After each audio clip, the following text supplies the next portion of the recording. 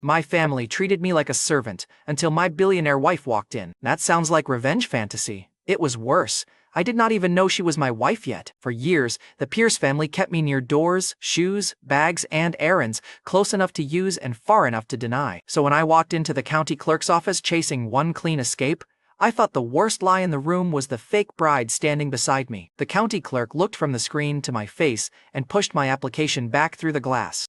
Pierce, you cannot apply for a marriage license, she said, loud enough for the line behind me to hear. You are already legally married. The woman beside me, the one I had paid to play bride for one afternoon, yanked her hand out of mine like my skin had burned her. I did not blame her. At Stonebridge County Clerk's office, bigamy was a word people whispered after criminals, not after men in rented jackets who were trying to escape a family dinner. The clerk turned the monitor toward me. 2 license photos sat side by side on the screen. Mine looked tired. Hers looked like it belonged on the wall of a boardroom. Name: Victoria Ashford. I read it once, then again. The fake bride slapped my deposit receipt against my chest. You said this was clean. It was supposed to be. Keep your supposed to be. She snatched the cash from my hand before I could answer and walked out with more dignity than I had left. The clerk folded her arms.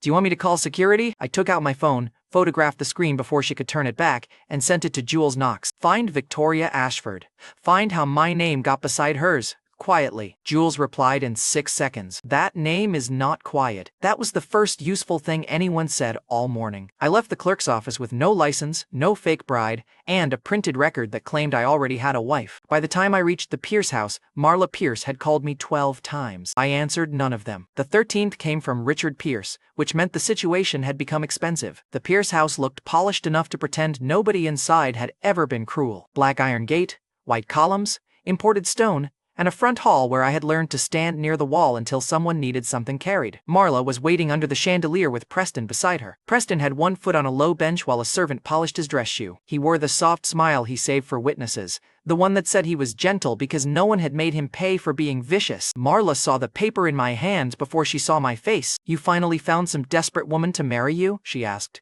Good. Maybe now you'll stop dragging shame through this house. I held up the record.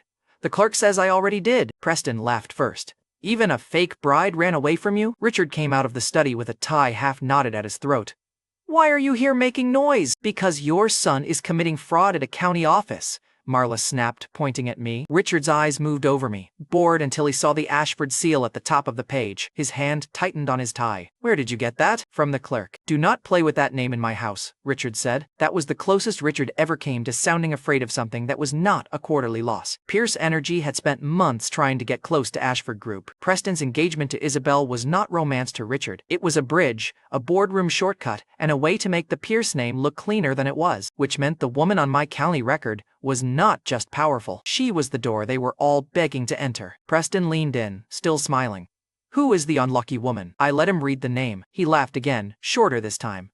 Victoria Ashford? You couldn't pick a smaller lie? Marla snatched the printout from me. She read the name, then looked at me like I had stepped mud onto a clean floor. Do you know who that is? Apparently my wife. Her hand lifted. For a second I thought she would slap me right there. Then Richard barked, enough. Not to protect me. Richard had never wasted energy on that. He protected the name on the paper. Victoria Ashford controls Ashford Group, Richard said, each word tight. She does not marry strays from county offices. Marla shoved the printout back at my chest. If some cheap woman helped you forge this, pay her to disappear before Victoria sees your stunt. Cheap? I asked. Preston's smile recovered. Nolan, let's be honest. Any wife of yours would have to be cheap. Eleanor Pierce sat near the window in the sitting room, wrapped in a gray cardigan, though the house was warm. She had not spoken since I entered. She rarely did when Marla was in command. But when Preston laughed, Eleanor's fingers tightened around the little plate on her lap. Nolan, Eleanor said softly, eat something first. Marla turned on her. Do not feed him today. He needs discipline, not sandwiches. Eleanor lowered the plate. I looked at the sandwich, then at Marla. Funny, the only meals I remember in this house came from the woman you just told to be quiet. Preston's smile thinned. Marla stepped closer. You ungrateful little... Richard cut her off again, this time because a servant had appeared at the hall entrance. Pierce, the servant said to Richard. The Ashford cars are 5 minutes out. The house changed before anyone admitted it. Marla's mouth shut. Preston lowered his foot from the bench. Richard finished his tie with both hands. I looked at the printout in my hand. Victoria Ashford was coming here. Preston brushed imaginary dust from his sleeve. Father, Isabel said. Her aunt is only coming because she wants to inspect the Pierce family herself. Then nobody embarrasses us, Richard said. His eyes landed on me. Especially not Nolan. Marla gave me a smile with no warmth. Go upstairs. Preston needs the black shoes from his room. Preston lifted one polished shoe, then let it drop deliberately at my feet. The leather hit the floor with a soft, expensive slap. Actually, Preston said, these need one more wipe. You always did that well. The servant froze with the cloth in his hand. Eleanor's plate trembled. For years, that was how it worked. Preston dropped something. Marla looked at me. Richard pretended not to see. I bent down, and the house remembered its favorite lie. Preston was the heir, and I was the mistake allowed to breathe near him. This time, I stepped over the shoe. Preston's smile died first. Then, the servant stopped breathing. I walked past him and placed the printed record on the side table, face up, where Victoria Ashford's name could stare at all of them. Marla grabbed my arm. Pick it up! No. Her nails dug through my sleeve. I said pick it up. I looked at Preston. Tell your servant to do it. He's already holding the cloth. The servant went pale. Preston went red. Marla raised her hand again, but Richard caught her wrist. Not for me. Never for me. The front drive had filled with black cars. Control yourself, Richard hissed. The first Ashford guard entered without asking permission. He scanned the hall, then stepped aside. Isabel Ashford came in next. 4 years earlier, Isabel had chased me with sweet coffee, late texts, and enough promises to make a fool think affection could survive class. 3 months ago, she accepted Preston's ring, because Marla had started calling him the real Pierce heir in public. Now Isabel passed me like I was a coat rack. Her eyes flicked to the printout on the table, but she did not stop long enough to read it. Nolan, she said, with the kind of pity people practice in mirrors. Still standing where you don't belong? Isabel, I said, still choosing furniture by price tag? Her smile sharpened. Preston stepped between us fast. Then Victoria Ashford entered. No one announced her. They did not need to. The hall bent around her. She wore a black suit with no jewelry except a thin watch. Arlo Finch walked half a pace behind her, carrying a tablet and the expression of a man who had already decided everyone in the room was a threat. The guards moved like doors opening before a storm. Richard bowed his head, just slightly, and hated that he had to. Ms. Ashford, he said. Pierce energy is honored. Victoria's eyes touched Richard, Preston, Marla, Isabel, then me. They did not warm. They did not recognize. They moved on like I was a file she had not opened. That should have solved one question. Instead, it made the certificate worse. Richard offered her the seat at the head of the sitting room. Not his own chair. Not the guest sofa. The head seat. Marla saw it, and finally understood the weight of the woman whose name she had called cheap 5 minutes earlier. Preston performed perfectly. He greeted Victoria with humble respect. He spoke about Isabel like she was a treasure, and about Pierce energy like it was one signature away from greatness. Richard nodded. Marla smiled until her cheeks looked painful. I stayed near the side table. The printout stayed where I had left it. Victoria listened for less than 2 minutes before her gaze dropped to the paper. Arlo saw her see it. He moved first, but I picked it up before he could. Victoria looked at me then. Fully, Mr. Pierce, she said. Why are you holding a county marriage record with my name on it? The room went quiet enough for Marla's bracelet to click against her wrist. Preston's face brightened with panic disguised as offense. Ashford, Nolan has been acting unstable all morning. He probably made that to embarrass the family. Victoria did not look at him. I asked Mr. Pierce. I almost liked her for that. I handed her the printout. The clerk said I was already married. To you. Arlo stepped closer. Careful. Careful came late, I said. The county record came first. Victoria read the page once. Her face gave away nothing. She folded it with 2 fingers as if it might be contaminated. This is either a clerical error, she said, or a forgery committed by someone with a death wish. Then you should be relieved, I said. I've had a death wish since breakfast. Marla hissed my name. Victoria turned to Richard. I need air. Richard moved too quickly. Of course, the terrace is this way. Victoria walked out before he could escort her. Arlo followed. I waited 3 seconds, then followed them both. Preston caught my sleeve. Don't. I looked down at his hand. You already dropped one thing today. Don't add fingers. He let go. On the side terrace, Victoria stood by the stone rail, the city behind her and Arlo between us. I stopped where she could hear me without pretending I had cornered her. Victoria Ashford, I said. Honey. Arlo's head snapped up. Victoria turned slowly. The temperature on that terrace dropped without the weather helping. Do not call me that, she said. Fair. I was testing whether the marriage came with terms of endearment. It does not come with a marriage. I took out my phone and showed her the photo from the clerk's screen. Then someone at Stonebridge County Clerk's office is risking prison for a joke with both our faces. She looked at the screen. This time, something small shifted in her eyes. Not recognition. Calculation. I could work with calculation. Where did you get the original? She asked. The clerk's office. An hour ago. Why were you applying for a marriage license? To stop my family from selling my life by committee. Her stare sharpened with something other than suspicion. Arlo cut in. Ms. Ashford does not owe you an answer. No, I said. But if someone married me to her on paper, she owes herself one. Victoria handed the phone back. If you forge this, I will ruin you. Get in line. Arlo moved, but Victoria lifted one hand. He stopped at once. That was the first real answer she gave me. Not about the marriage. About power. She controlled the room without raising her voice. Inside the house, Preston had moved close enough to watch through the glass doors. Isabel stood beside him, Marla behind them. 3 people who had spent years calling me nothing were now staring at the woman whose name had appeared beside mine. Victoria saw them watching too. She stepped closer and lowered her voice so only I and Arlo could hear. You will not speak of this to my family. I already tried silence. It got me married. Her mouth tightened. You are not my husband. Then prove it faster than the county clerk did. She held my gaze for 1 second too long. Then she walked past me and went back inside. I followed at a distance.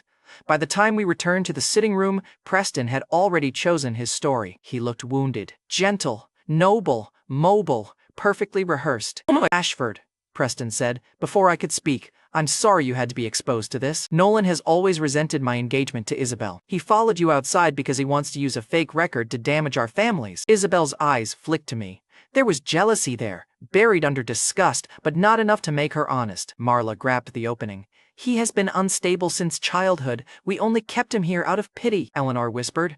Marla, quiet! Marla snapped. Richard looked at Victoria, then at me, then at the printout in her hand. What is it, Ashford? Pierce Energy will cooperate fully if you want this handled privately. Victoria folded the paper once more and gave it to Arlo. Her answer was cold enough to cut every apology in the room. Handle your own house first. Then she left. No accusation, no confirmation, no mercy. The black cars pulled away, and the Pierce house exhaled like it had survived a trial. Preston turned to me before the taillights reached the gate. You just cost us, he said softly. I smiled. Then Bill, my wife. His hand curled. Marla stepped between us with a look that promised blood. Tomorrow morning, Havenport University. Professor Brenner will be told you are withdrawing from your placement. You will leave this city before you drag Preston down with you. Preston picked up his shoe from the floor and handed it to the servant without looking at him. He wanted everyone to see the old order returning. Then he leaned close enough for only me to hear. If Victoria thinks our engagement is dirty because of you, he said, I'll make sure Professor Brenner remembers which Pierce son deserves a future. I looked at the faint crease his shoe had left in the rug.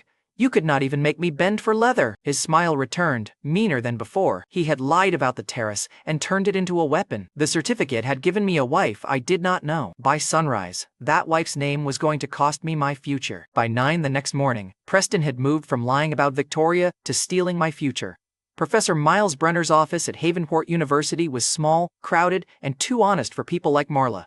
Books sat in uneven stacks. Coffee had burned itself into the air. My research file lay open on the desk with a red withdrawal form clipped to the front. Marla stood beside the professor's chair like she owned the building. Preston sat across from him like he had already inherited my seat. A plane ticket and a bank card waited on the edge of the desk. Professor Brenner looked at me when I came in, and the apology in his face told me Marla had arrived early. The folder beside his elbow held my notes, my acceptance letter, and the campus badge I had not even picked up yet. Marla had stacked them neatly, as if stealing a future became polite when the papers were aligned. Nolan, he said, I have not signed anything. Yet, Preston said gently. Professor, we all know this is cleaner. Nolan has family issues. He offended Victoria Ashford yesterday. The Pierce family cannot keep rewarding that kind of instability. I shut the door behind me. You call lying a family issue now? Marla turned. You followed Ms. Ashford onto a terrace and waved a fake marriage paper in her face. I showed her the county record. Preston gave a soft laugh for the professor's benefit. A forged record, Nolan. Professor Brenner looked from Preston to me. Is that true? The clerk showed it to me on the county screen, I said. But that is not why they are here. No, Marla said. We are here because you have embarrassed the Pierce name for the last time. She pushed the withdrawal form toward me. Sign. I looked at the paper. One signature would erase the placement I had earned. Not inherited, not begged for, earned. Preston leaned forward and placed his fingertips on the bank card. $50,000. Take it, leave Havenport tonight and stop making Mother chase you through public buildings, he said. Mother like the word belonged to him alone. Marla did not correct him. Professor Brenner's face hardened. A research placement is not a family coupon. Preston's smile stayed soft. Of course not, but Dr. Lark is a family connection. Pierce Energy has been trying to work with him for months. Eleanor has supported people like him for years. If anyone in this family deserves that introduction, it's me, Dr. Lark. I looked at Preston when he said the name. I knew enough about Dr. Lark to know Preston was not just lying. He was standing on a trapdoor and bragging about the view. Professor Brenner removed his glasses. Preston, Dr. Lark does not recruit people because their family owns a company. But you respect his work, Preston said. And you said Nolan's research direction aligned with his patents. I said Nolan's work was strong enough to discuss, Professor Brenner replied, not yours. Preston's fingers tapped the arm of his chair. Then let me sit in on the meeting. I represent Pierce Energy. Nolan represents nothing. Professor Brenner's voice cooled. Nolan represents the work that made Dr. Lark answer my email. The office went still for one useful second. Marla did not understand the line. Preston did. Preston's smile finally twitched. The bank card on the desk suddenly looked cheaper. Marla saw it and attacked the easier target. Me, strong, she said. He grew up eating Pierce food, wearing Pierce clothes and using Pierce money. If he has any skill, it came from this family. I laughed once. Marla's eyes sharpened. What is funny? You said Pierce food. I looked at Eleanor's name on the ticket folder, printed as the emergency contact Preston had tried to claim. The meals I remember came from Eleanor sneaking plates into the garden. You locked the pantry. Professor Brenner looked at Marla. Preston's jaw moved. Marla stepped toward me. Do not twist family discipline into victim theater. She asked for you this morning, Preston said, suddenly gentle again. I looked at him. He meant Eleanor. Preston saw the hit land and pressed harder. She wanted to see if you were eating. Mother told her you were busy ruining us.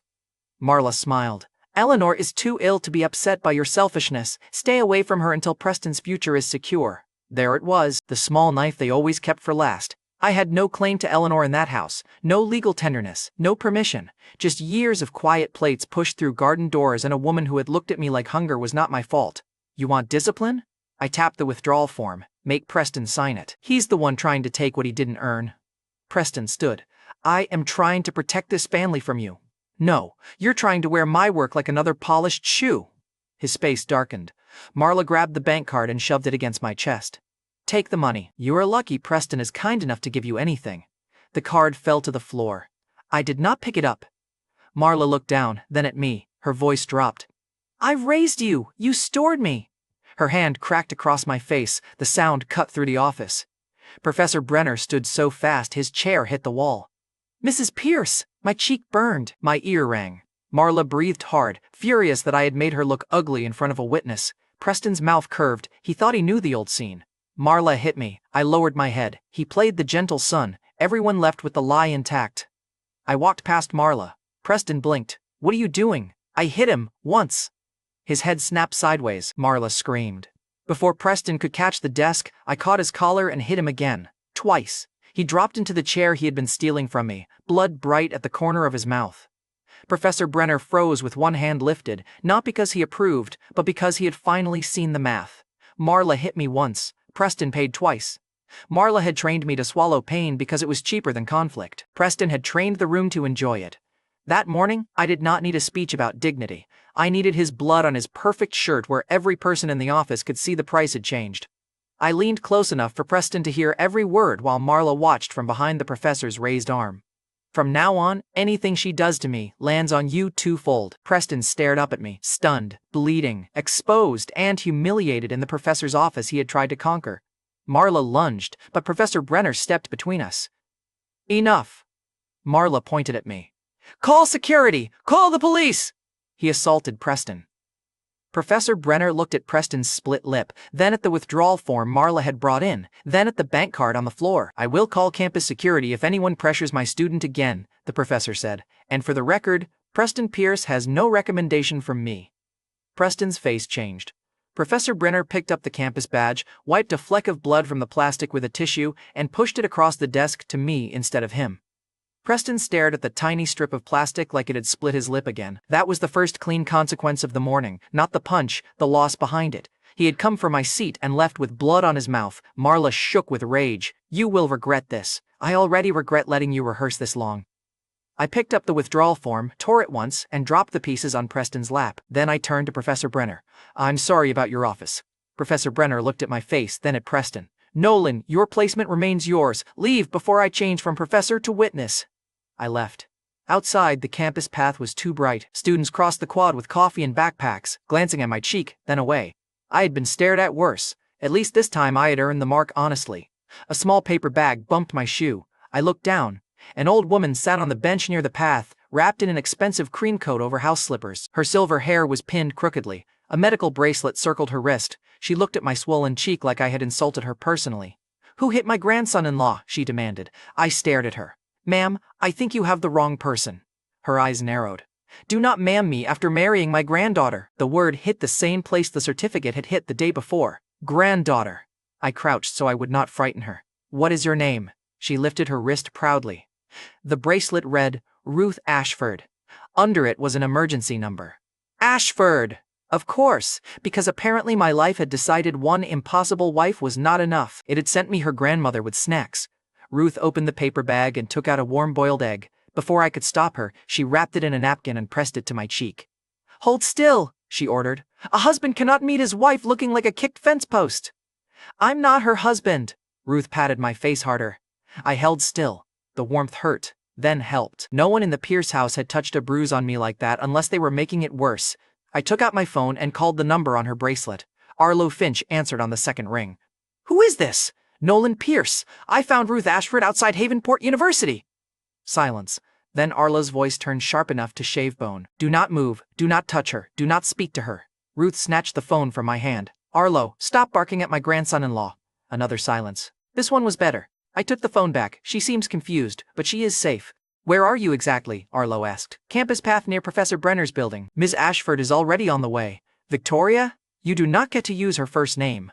Ruth leaned toward the phone. "He can. He is family." Arlo made a sound like he had bitten glass. 10 minutes later, a black car stopped at the curb hard enough to make students scatter. Victoria stepped out first. Arlo followed with 2 guards and the expression of a man arriving at a crime scene. Ruth brightened. "Victoria, look! I found him!" Victoria's eyes went from Ruth's hand on my sleeve to the egg against my face, then to the bruise. She did not ask if I was hurt. She did not ask who did it. She looked like she was collecting facts and deciding which ones could be used against me. "Ruth," Victoria said, voice controlled. "Come here." Ruth held my arm tighter. "No, he is hurt." Arlo pointed at me. "Step away from Ruth Ashford." "She has my sleeve," I said. "Take it up with her." Ruth glared at Arlo. "Do not be rude to my grandson-in-law." Victoria's mouth tightened at the word. "He is not your grandson-in-law." Ruth looked offended. "Then why did you marry him?" The campus path went quiet. A student passing with coffee slowed down. Arlo saw him and stepped into his line of sight. The student remembered he had somewhere else to be. Victoria looked at me. "What did you tell her?" "Nothing. She found me." "That happens to you often?" "Only with Ashford women, apparently." Arlo moved again.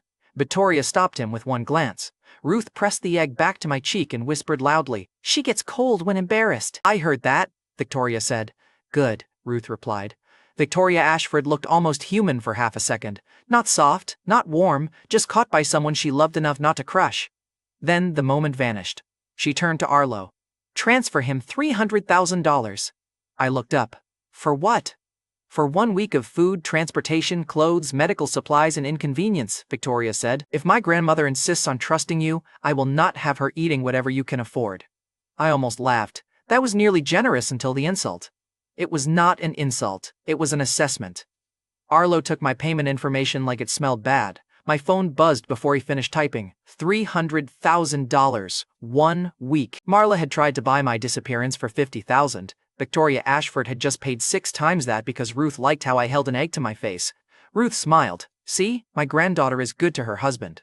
Victoria closed her eyes for half a second. Arlo whispered, "Miss Ashford, people are watching." "Then stop whispering," Ruth said. "You make guilt look suspicious." Arlo actually stepped back. It was the first time I saw anyone in Victoria's orbit retreat from someone other than Victoria. When Victoria opened her eyes, she looked at me like I was a locked door she intended to break. "You will keep your phone on," she said. "You will answer when Arlo calls. You will not take my grandmother anywhere without telling me." "Then take her now." Ruth's grip tightened. "No." Victoria looked at Ruth's hand, then at my swollen cheek, then at the campus office behind me where Marla's screams still felt fresh.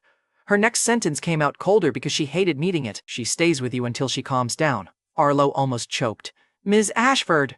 Ruth clapped once, delighted, then winced because the movement shook the egg against my cheek. Victoria saw the wince. Her face lost 1 layer of ice. Only one. Then she recovered and made it a threat. "If she sleeps poorly, Mr. Pierce, I will know." Victoria turned back to Arlo. "One night. Guards outside. No argument." Ruth beamed. "I should have refused. I had a fake marriage mystery, a bleeding brother, a stolen university fight, and an Ashford assistant who wanted to wrap me in caution tape." Instead, Ruth put the warm egg in my palm and looked at me like I was someone worth protecting. I said, "Fine, one night?"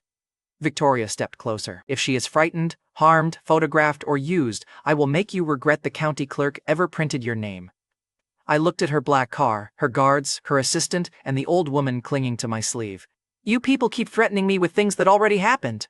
Ruth tugged me toward the car. "Come on, grandson-in-law, we are going home." Victoria did not correct her fast enough. That was how I ended the morning, with Preston's blood on my knuckles, Victoria Ashford's money in my account, and her grandmother asleep against my shoulder like she had known me for years. By nightfall, Ruth refused the Ashford car, refused Arlo's guards, and refused to let go of my sleeve. By morning, she was in my East Row apartment, and the only address she kept whispering in her sleep was Ashford Ridge Estates. The first Ashford money hit my rent account before Ruth finished her second egg. $300,000 looked obscene beside my cracked kitchen counter. Ruth sat at that counter in one of my old sweatshirts, her cream coat folded carefully over the chair, tapping the warm egg against the table like it was a judge's gavel. "Too much salt," she announced. "I did not salt it." "Then you are underfeeding my granddaughter's husband." "I'm starting to think that title comes with chores." "It comes with breakfast." Ruth pushed half the egg toward me. "Eat." So, I ate. That was the strange part. Not the money, not the guards parked downstairs, not Arlo Finch calling every 15 minutes like suspicion had a schedule. The strange part was an old woman in my cheap apartment deciding I deserved food before questions. Ruth slept after breakfast. Not lightly, not nervously. She curled on my narrow couch, pulled my spare blanket to her chin, and slept so deeply the guard outside knocked twice to ask if she was still breathing. When I sent Victoria a photo of Ruth asleep, she called within 10 seconds. "Where is that?" "My apartment." "I can see that," Victoria said. "Why is she comfortable?" "Maybe my couch has lower standards than your estate." There was a pause. "Do not joke about my grandmother's condition." "Then stop treating me like I caused it." Arlo took the phone from her. "Bring Ruth Ashford to the Ashford Group lobby. Alone. You will hand her over and leave." Ruth opened one eye from the couch. "Tell Arlo he sounds ugly on the phone." I told him. He hung up. Ruth refused the lobby handoff. She refused the guard. She refused the black car when it arrived downstairs. She said she wanted Victoria, and when I said Victoria was busy, Ruth looked at me with sudden cunning. "Then, take lunch to her." "I'm not a delivery service." "You are a husband." Worse, that was how I reached the Ashford Group executive entrance wearing a delivery jacket and carrying a sealed lunch bag Ruth had bullied the guard into buying. Arlo met me outside the elevator like he had been waiting to enjoy my failure. "You are not on the visitor list," he said. I lifted the lunch bag. "I'm on the delivery log. This floor does not accept outside deliveries." "Then your lobby guard accepted a bribe badly." His face went flat. "You bribed Ashford security?" "No. I tipped a delivery driver $20 to let me carry a bag that was already cleared. Your system is dramatic, not complicated." The elevator opened behind him. Victoria stood inside, black suit, colder eyes, and no visible patience. "Arlo, why is there a delivery argument outside my office?" Arlo pointed at me. "Because your grandmother's temporary caretaker thinks trespassing is clever." "It worked," I said. Victoria looked at the lunch bag. "Did Ruth send that?" "She said you forget to eat when you're angry." Her hand stopped halfway to the elevator button. Victoria did not soften. The lunch bag had simply reached a place insults could not. Then she stepped aside. 5 minutes. Arlo looked personally betrayed. Inside her office, the city spread beneath glass walls and polished steel. Ashford Group did not decorate wealth. It weaponized it. Every chair looked like it cost more than a semester of tuition. Every silent assistant outside the glass moved as if Victoria's mood could affect the stock market. I placed the lunch bag on her desk. Victoria did not touch it. "What do you want?" "Beware. You came in a costume for answers?" "I came in a costume because your assistant thinks doors are personality traits." Arlo, standing behind me, said, "I heard that." "I aimed it at you." Victoria opened the lunch bag. Ruth had sent soup, crackers, and a note written in shaky block letters. "Be nice to my husband." Victoria folded the note once, very slowly. "Ruth has memory gaps," she said. "She attaches to familiar ideas. That does not make her claims true." "Then why did she know the word husband before I showed her the certificate?" Victoria's eyes lifted. I saw the question land. She hated that it landed. "I am investigating the county record," she said. "So am I." "You will stop." "No." Arlo stepped forward. "Mr. Pierce." I turned. "You know, for a man whose job is controlling access, you spend a lot of time being surprised when people get in." Victoria's mouth almost moved. Almost. The elevator doors opened behind me before the almost could become anything. Isabel stepped out holding a slim folder and wearing the same careful smile she had worn at the Pierce house. She looked at my delivery jacket, then at Victoria's office behind me, and her smile sharpened with a private kind of anger. "Aunt Victoria," Isabel said sweetly, I did not know you were taking deliveries personally. Victoria's face closed. Isabel, not now. Isabel ignored the warning and turned to me. Nolan, if you needed money, you could have asked me instead of stalking my aunt. I did ask you for honesty once, I said. You chose Preston. I learned. Her eyes flickered. Then she stepped close enough that Arlo looked between us and finally found a problem he did not understand. Preston is my fiancé, Isabel said, low enough to pretend it was private and loud enough for Victoria to hear. He is the public choice. But you always were stubborn. $50,000 a month, Nolan. Quiet apartment, no fake wife, no little county stunts. I can keep you comfortable if you stop embarrassing me. The old version of me might have bled from that. The version standing in a stolen delivery jacket only laughed. Keep Preston, I said. He matches your budget. Isabel's face flushed. Victoria heard every word. She did not rescue me. She did not defend me. But her eyes moved once from Isabel to me, and the calculation in them changed shape. Then her phone vibrated. She read the screen, and the almost disappeared. What is it? I asked. Ruth's guard says she is calm, Victoria said. Too calm. By the time we reached East Row Apartments, Ruth was still on my couch, but the guard was standing in my kitchen doorway looking terrified. I did not touch anything, he said before Victoria could ask. Ruth slept through all of us. Victoria crossed the room with a speed she tried to hide. She crouched beside the couch. Her hand hovered over Ruth's shoulder, then settled lightly on the blanket. No command, no threat. Just a granddaughter checking breath. Ruth sighed in her sleep and leaned into the touch. Victoria looked around my apartment then. The cracked counter, the chipped mug by Ruth's hand, the folded coat, the eggshells in a bowl, the little towel I had warmed for Ruth's hands, because she kept complaining that Ashford air was too cold even when she was nowhere near it. Her gaze stopped on the towel. What did you give her? Victoria asked. A blanket. Eggs. The right to insult my kitchen. Arlo checked the windows. This could still be manipulation. Ruth opened one eye. Arlo, if you accuse my grandson-in-law again, I will make you eat soup without salt. He shut his mouth. Victoria looked down at Ruth. Come home. Ruth clutched the blanket. Only if he comes. No. Ruth. I should not have enjoyed watching the most feared woman in Havenport lose a staring contest to a half-asleep grandmother. I enjoyed it anyway. Then Ruth sat up too fast. Her face changed. The color drained from her lips. One hand went to her chest, the other fumbling at the coat pocket. I grabbed the coat and found the small orange bottle inside. Empty. Victoria's voice went sharp. Where is her backup medication? Ruth blinked at the bottle. At home. Arlo was already calling the guard downstairs. Victoria reached for Ruth, but Ruth pushed her hand away and grabbed my sleeve. He knows the way, Ruth whispered. I do not know the way, I said. She pointed to the medical card tucked behind the bottle. Ashford Ridge Estates. The address she had whispered in her sleep. Victoria stood.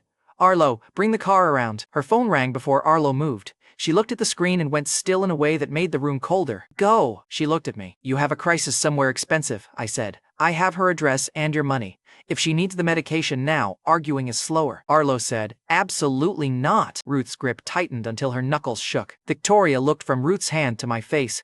The bruise from Marla's slap had darkened overnight. Preston's blood had washed off my knuckles, but the swelling remained. Arlo said. He already slipped through Ashford Group security once today. And you survived, I said. Ruth tugged my sleeve. Stop flirting with the watchdog. I need my pills. Arlo looked personally wounded. One car, Victoria said to Arlo. 2 guards. He does not leave your sight. Then she looked at me. If you turn this into a stunt...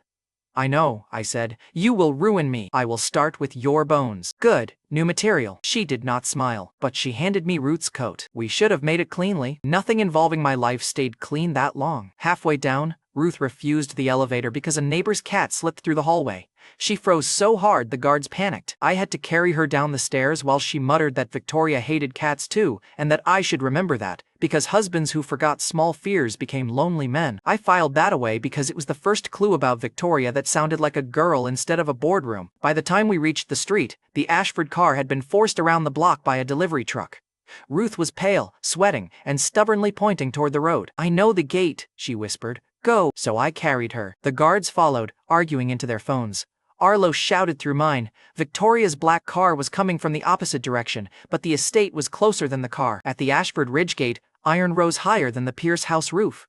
Cameras watched the road. 2 guards stepped out of the booth and hesitated when they saw me carrying an old woman in slippers and an expensive coat. Medication? I said. She lives here. One guard reached for his radio. A familiar voice cut in before he could speak. Well, that is pathetic. Isabel Ashford stood near a silver car with Preston beside her. Marla had come too, dressed for a social visit and wearing the expression she used when she wanted servants to feel poor. Preston's lip was swollen from my fist. Seeing it improved my morning. Isabel's eyes moved from Ruth in my arms to my delivery jacket. Nolan, tell me you did not follow my aunt all the way to her family gate. I do not have time for you. That made her smile sharpen. You always say that when you want me to chase. Marla stepped closer and looked at Ruth.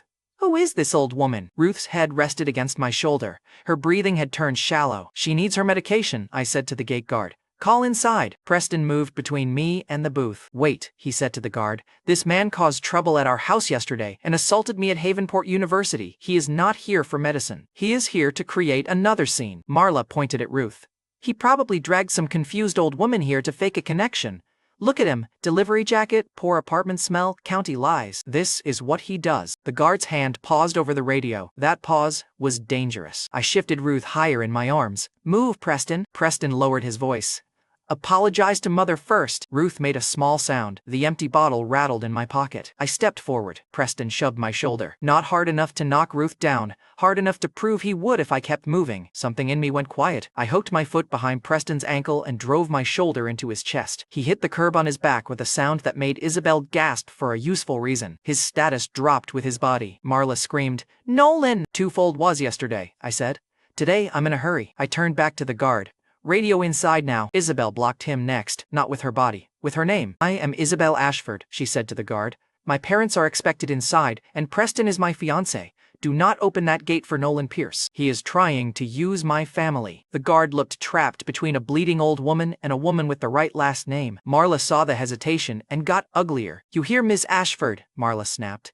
Throw him out before his con artist grandmother dies on your pavement. Ruth's eyes opened. For 1 second, they were clear. Con artist? She whispered. I looked down. Save your strength. She tried to lift her head toward Marla, but the effort cost her. Her fingers dug into my jacket. The bottle in my pocket rattled again. Then the road behind us filled with black cars. Every guard at the gate straightened. Isabel turned, irritation already forming, because she thought authority had arrived to support her. Victoria stepped out of the first car before it fully stopped. Arlo came out behind her, face white. Victoria saw Ruth in my arms. She saw Preston on the curb. She saw Marla blocking the gate, and Isabel standing in front of the guard booth with borrowed authority all over her face. Then Victoria looked at me. For once, she did not accuse me first. She walked straight to Ruth and touched her grandmother's cheek. Ruth, Victoria said, and her voice cracked just enough for everyone at the gate to hear it. Ruth smiled faintly. I brought him home. Victoria's eyes lifted to Marla. The gate area went silent, without anyone needing to gasp. Who? Victoria asked. Kept my grandmother outside without her medication? Preston tried to stand.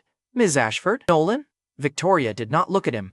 I did not ask you. Marla's face lost color. Isabel's mouth opened, then closed, because the title grandmother had finally reached her. I held Ruth while Victoria took the empty bottle from my pocket and handed it to Arlo. Open the gate, Victoria said. The gates began to move. Then she added, clear enough for every guard, every Pierce, and Isabel to hear. Nolan comes in with me. Isabel stepped forward. Aunt Victoria, you cannot seriously. Victoria turned on her. Stay outside until I ask why you were performing authority while my grandmother was in his arms. Isabel froze. Preston stood crookedly beside her, still brushing dirt from the suit he had worn to impress the Ashford family. Marla looked from Ruth to Victoria to me.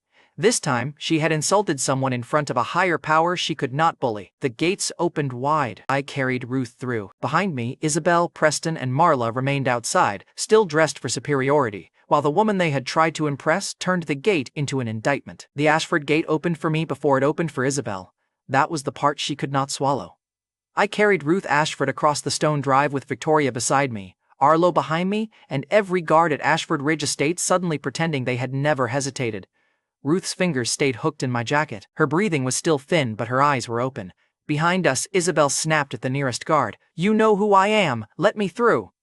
The guard looked at Victoria first. That tiny glance ruined Isabel's whole performance. Victoria did not even turn around.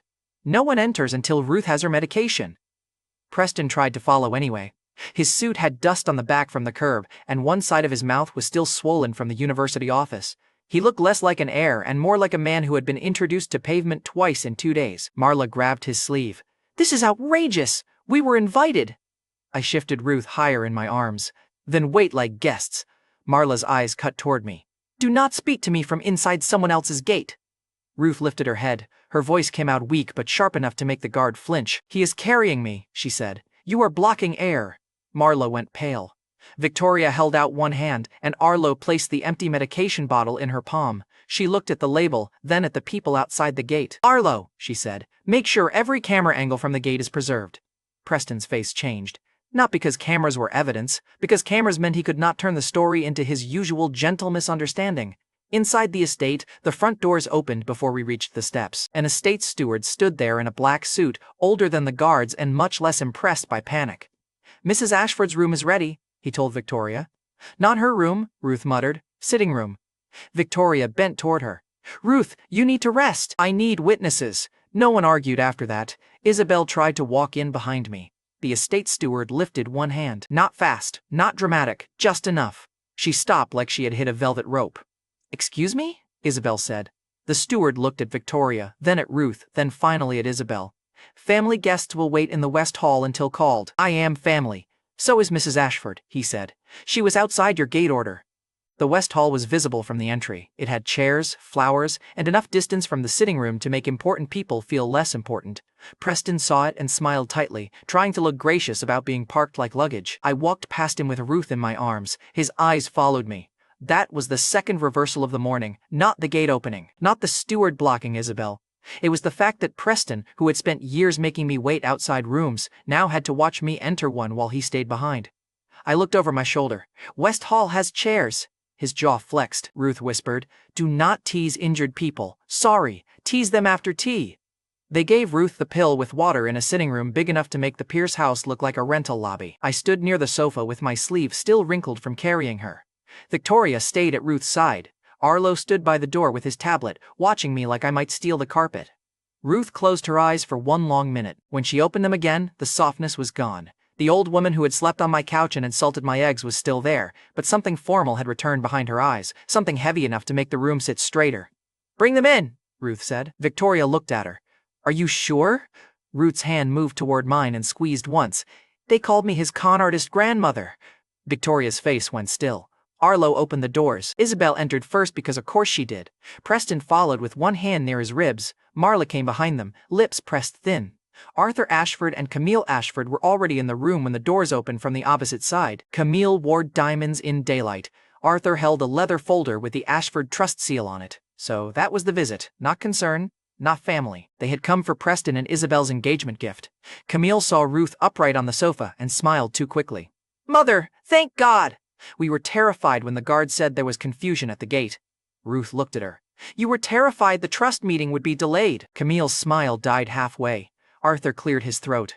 This is not the moment. Then why are you holding the trust folder? Ruth asked. The folder lowered an inch. I almost respected her aim. She had been half-conscious 10 minutes earlier, and she still hit the richest target in the room first. Preston stepped forward with the bruised patience of a man trying to look noble while his cheekbone was swelling. Mrs. Ashford, he said, I am relieved you are safe. Nolan created chaos outside, but I tried to prevent him from using your condition. Victoria looked at him. By standing between my grandmother and her medication, I did not know who she was. That is not a defense, Victoria said. That is the whole problem. Marla could not help herself. She pointed at me. He was carrying a sick old woman in a delivery jacket. What were we supposed to think? Ruth reached for the teacup on the table. I thought she wanted to drink. She tipped the tea onto the saucer, set the cup down, then flicked 2 drops from her fingers onto Marla's perfect sleeve. Marla jerked back like the tea had been acid. Ruth smiled. Now you look properly offended. Continue. No one breathed for 3 seconds. The old madam of the Ashford family had just stained Marla Pierce in the Ashford sitting room, and every person there knew Marla could not wipe it off without admitting she had been marked. Marla's mouth opened. Richard would have told her to be quiet if he had been there. Richard was not there, so Preston did it for him. Mother, he whispered. Ruth looked at Preston. Mother, you use that word loudly.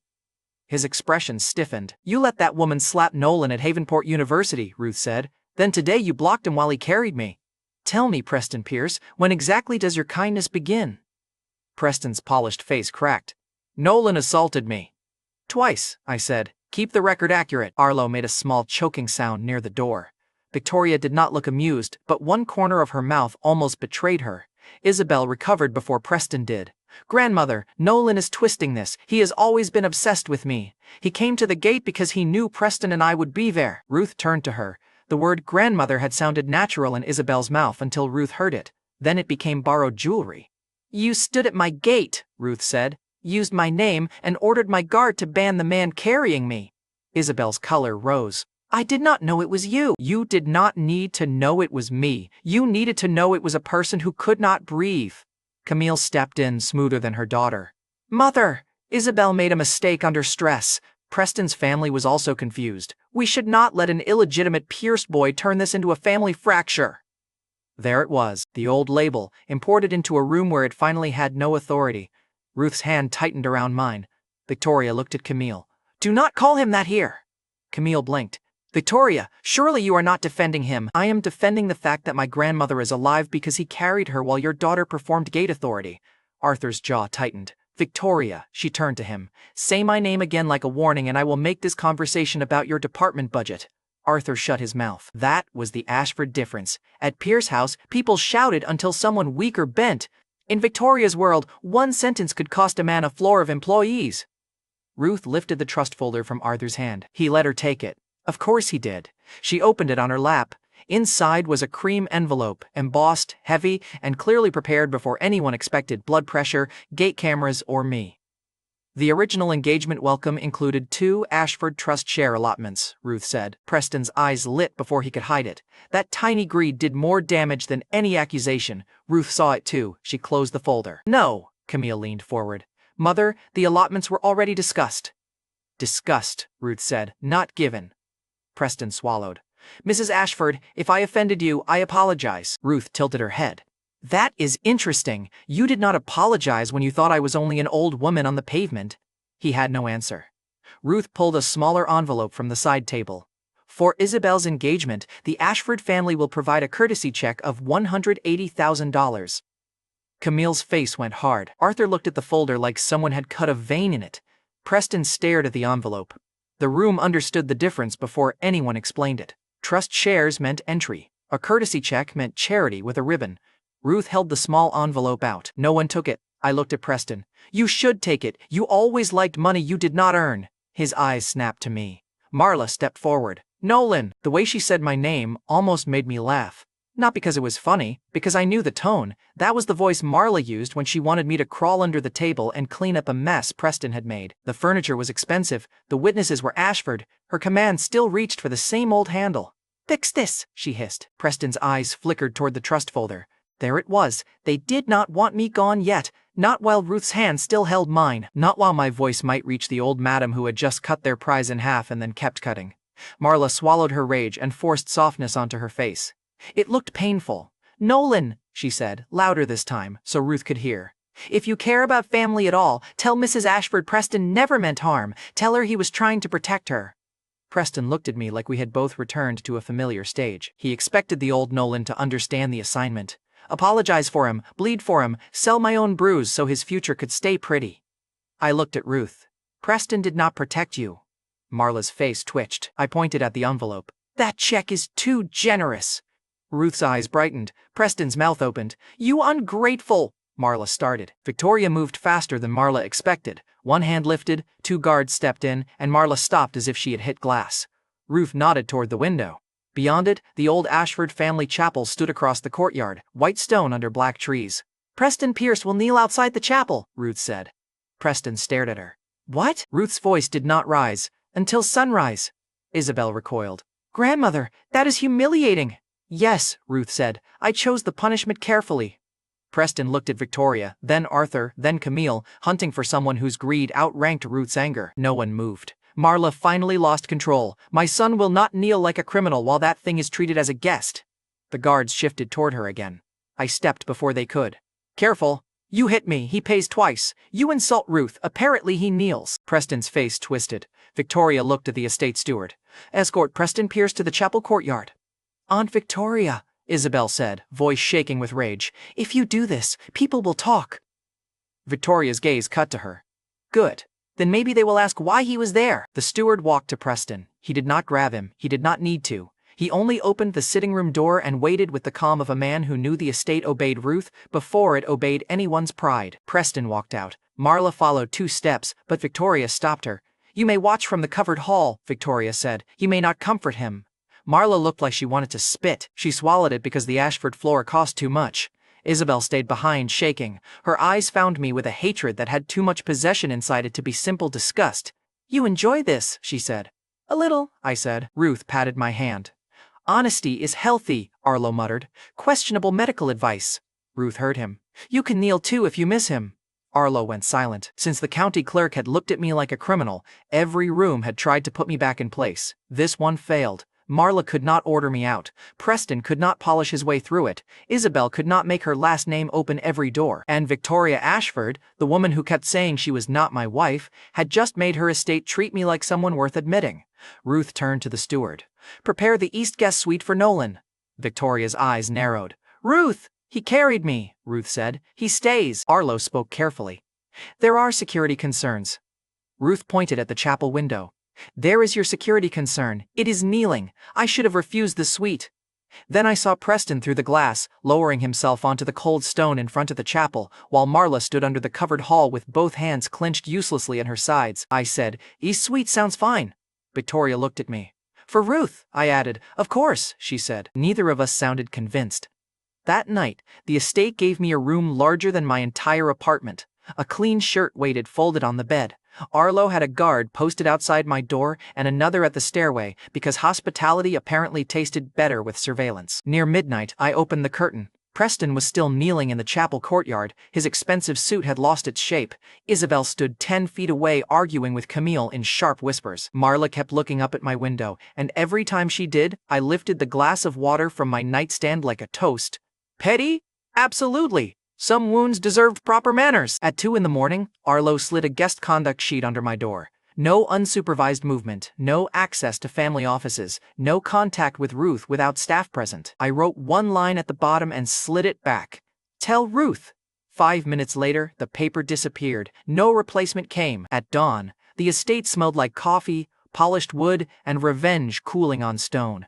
Preston was gone from the courtyard, but the wet imprint of his knees remained on the chapel step. Ashford's servants walked around it without looking down. That was worse than staring. I came downstairs expecting Arlo, a guard, or Victoria's newest threat. Instead, Ruth sat at the breakfast table in a pale blue shawl with 2 old leather marriage books placed in front of her. Victoria stood at the far end of the table, perfectly dressed, perfectly still. The books had the Stonebridge County seal stamped into the covers. My name was written on a ribbon tag across one. Victoria's was written across the other.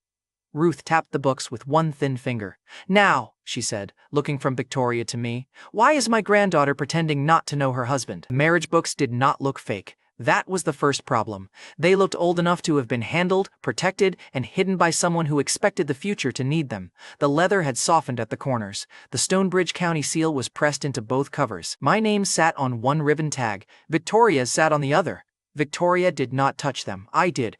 Arlo made a sound behind me. "Relax," I said. "If paper could bite, the county clerk would have lost a finger already." Victoria's eyes stayed on Ruth. "Where did you get these?" Ruth poured cream into her coffee like this was a polite breakfast and not the collapse of 2 lives. "From a place people put important things when younger people are too proud to remember them." "That is not an answer," Victoria said. "It is the answer you earned." I opened the first book. Inside was a certified copy of the marriage record. My photo, Victoria's photo, our names beside each other. The same impossible date, the same clean county seal. The room did not spin. It should have. Instead, my mind became very still, because stillness was the only way not to let panic make me stupid. "I do not remember signing anything," I said. Victoria looked at me. "Neither do I." Ruth looked offended. "Then both of you should eat more fish." Arlo stepped forward. "Mrs. Ashford, these could have been planted." Ruth turned her head slowly. "Arlo, if you accuse my breakfast table of fraud, I will replace you with a doorbell." He stepped back. The second book had a copy of a sworn declaration. No long explanation, no helpful answer. Just 2 signatures and a legal line that made the marriage harder to laugh away. Victoria finally touched the page. Only with 2 fingers, like she was touching a knife by the blade. "Stonebridge County Clerk's Office," she said. "Now." Ruth smiled. "Good. Field trip." "No," Victoria and I said at the same time. We looked at each other. Ruth clapped once. "See? Married." Victoria's stare could have frostbitten a wall. Ruth, you are not going! Ruth picked up my phone from beside my plate before I could stop her. Her fingers moved with surprising speed for a woman who had nearly collapsed the day before. My phone buzzed back into my hand a second later. She had added herself to my contacts. Very fragile grandmother. Then she called herself from my phone, let her own phone ring in her pocket, and looked at Victoria with the smug calm of a criminal mastermind in a shawl. If you leave me, Ruth said, I will be upset. Everyone here knows I am very fragile, Arlo whispered. That is extortion. Ruth nodded. Marriage is family business. Extortion keeps family efficient. Victoria closed her eyes for one dangerous second. That was how I ended up in the back of an Ashford car between a legal wife who denied being my wife and a grandmother who had named herself a medical threat in my contacts. Arlo sat in the front passenger seat, issuing quiet instructions into his phone. Victoria stared out the window. Ruth held the marriage books on her lap like trophies. I texted Jules Knox from my coat pocket. If anything happens to me today, preserve Bright Arc separation documents. Quietly, Jules replied. Is this about the wife? I looked at Victoria's reflection in the car window. Legally, yes. Emotionally, absolutely not. Jules sent one more line. That sentence is how lawsuits are born. At Stonebridge County Clerk's office, the same clerk from the first morning saw me and lost all the color in her face. Good. Growth mattered. She looked from me to Victoria to Ruth to Arlo, then down at the marriage books. Mr. Pierce, she said, much quieter than last time. You remember me? I said. I remember the record. Victoria placed one book on the counter. Confirm it. The clerk swallowed. Ms. Ashford, we already pulled the file after your office called. The record is active. Arlo leaned in. Active does not mean valid. The license number is valid, the clerk said.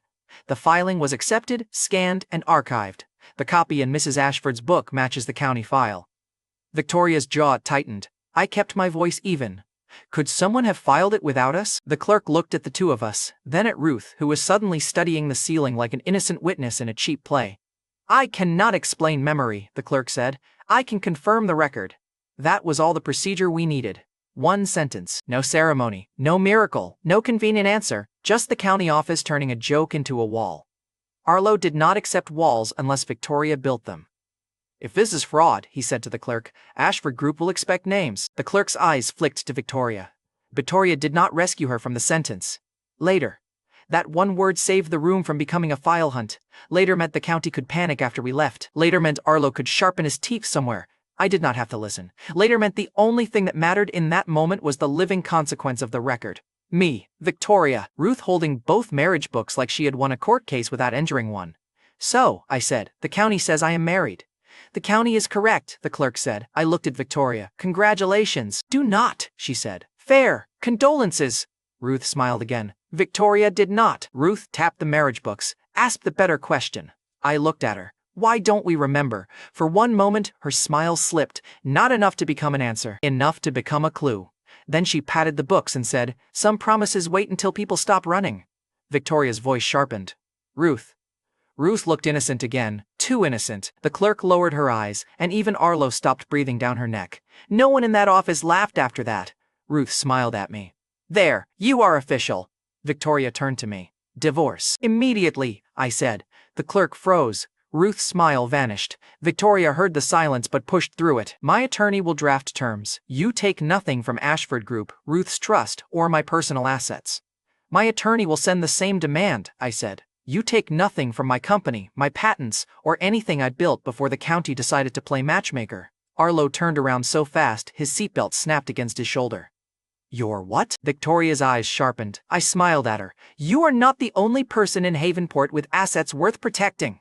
My phone vibrated in my pocket before she could answer. Jules, Bright Arc pre-listing packet is insulated, but spouse language could complicate timing. Say nothing public. I deleted the notification from the lock screen. Victoria noticed the movement. Of course she did. Who are you texting? She asked. A man who worries professionally. About your patents? About bad weather. Arlo leaned closer. It is sunny. Then he is very good at advance work. Victoria's eyes stayed on my face. She did not know what Bright Arc meant yet. She only knew I had something large enough to protect and enough nerve to protect it from her. That bothered her. Good. It was a stupid line to say in front of Ruth. I knew that the second her hand tightened around the marriage books. Divorce? Ruth whispered. Victoria's face changed first. Not much, just enough. Ruth, she said. Ruth tried to stand. Her knees gave out. I caught her before her shoulder hit the counter. The clerk screamed for help. Arlo was already calling the car. Victoria dropped beside me, one hand under Ruth's head, the other gripping her wrist. Ruth's eyes fluttered open for half a second. She looked at me. "Not Victoria. Don't leave her," she whispered. Then her hand went limp. The next 20 minutes became black cars, white lights, and Victoria Ashford, losing one layer of control at a time. At Havenport Memorial Hospital, the VIP ward opened before we reached the doors. No paperwork touched Victoria's hands. No nurse asked Ruth to wait. Power moved around her like traffic parting for an ambulance. But power did not make Ruth wake faster. Victoria stood beside the hospital bed with both hands folded so tightly her knuckles looked pale. Arlo stayed near the glass wall, silent for once. I stood on the other side with Ruth's contact name still glowing on my phone. Very fragile grandmother. The joke had stopped being funny. A doctor came out of the room after the first check. Victoria looked at him once, and he compressed the entire medical lecture into the only thing that mattered. "No stress," he said. "No emotional shocks. If she believes the marriage is protecting her, do not tear that away today." Victoria's face went colder because fear had nowhere else to go. She turned to me. "You heard him." "I heard him." "Then say it when she wakes." "Say what?" Her voice dropped. "That divorce is not happening." I looked through the glass at Ruth, small under the hospital blanket, the same woman who had pressed a warm egg to my bruised cheek like my pain was her business. I had wanted freedom for so long that I had tried to hire a stranger to fake it. Now freedom was standing on the other side of a hospital door, and the price was an old woman's heart. Ruth woke near sunset. Victoria reached her first. Ruth's eyes moved past her and found me. "You won't divorce?" Victoria looked at me. Arlo looked at me. The whole ward waited like my lie had become medicine. I stepped closer to the bed. "No divorce." Ruth stared at me.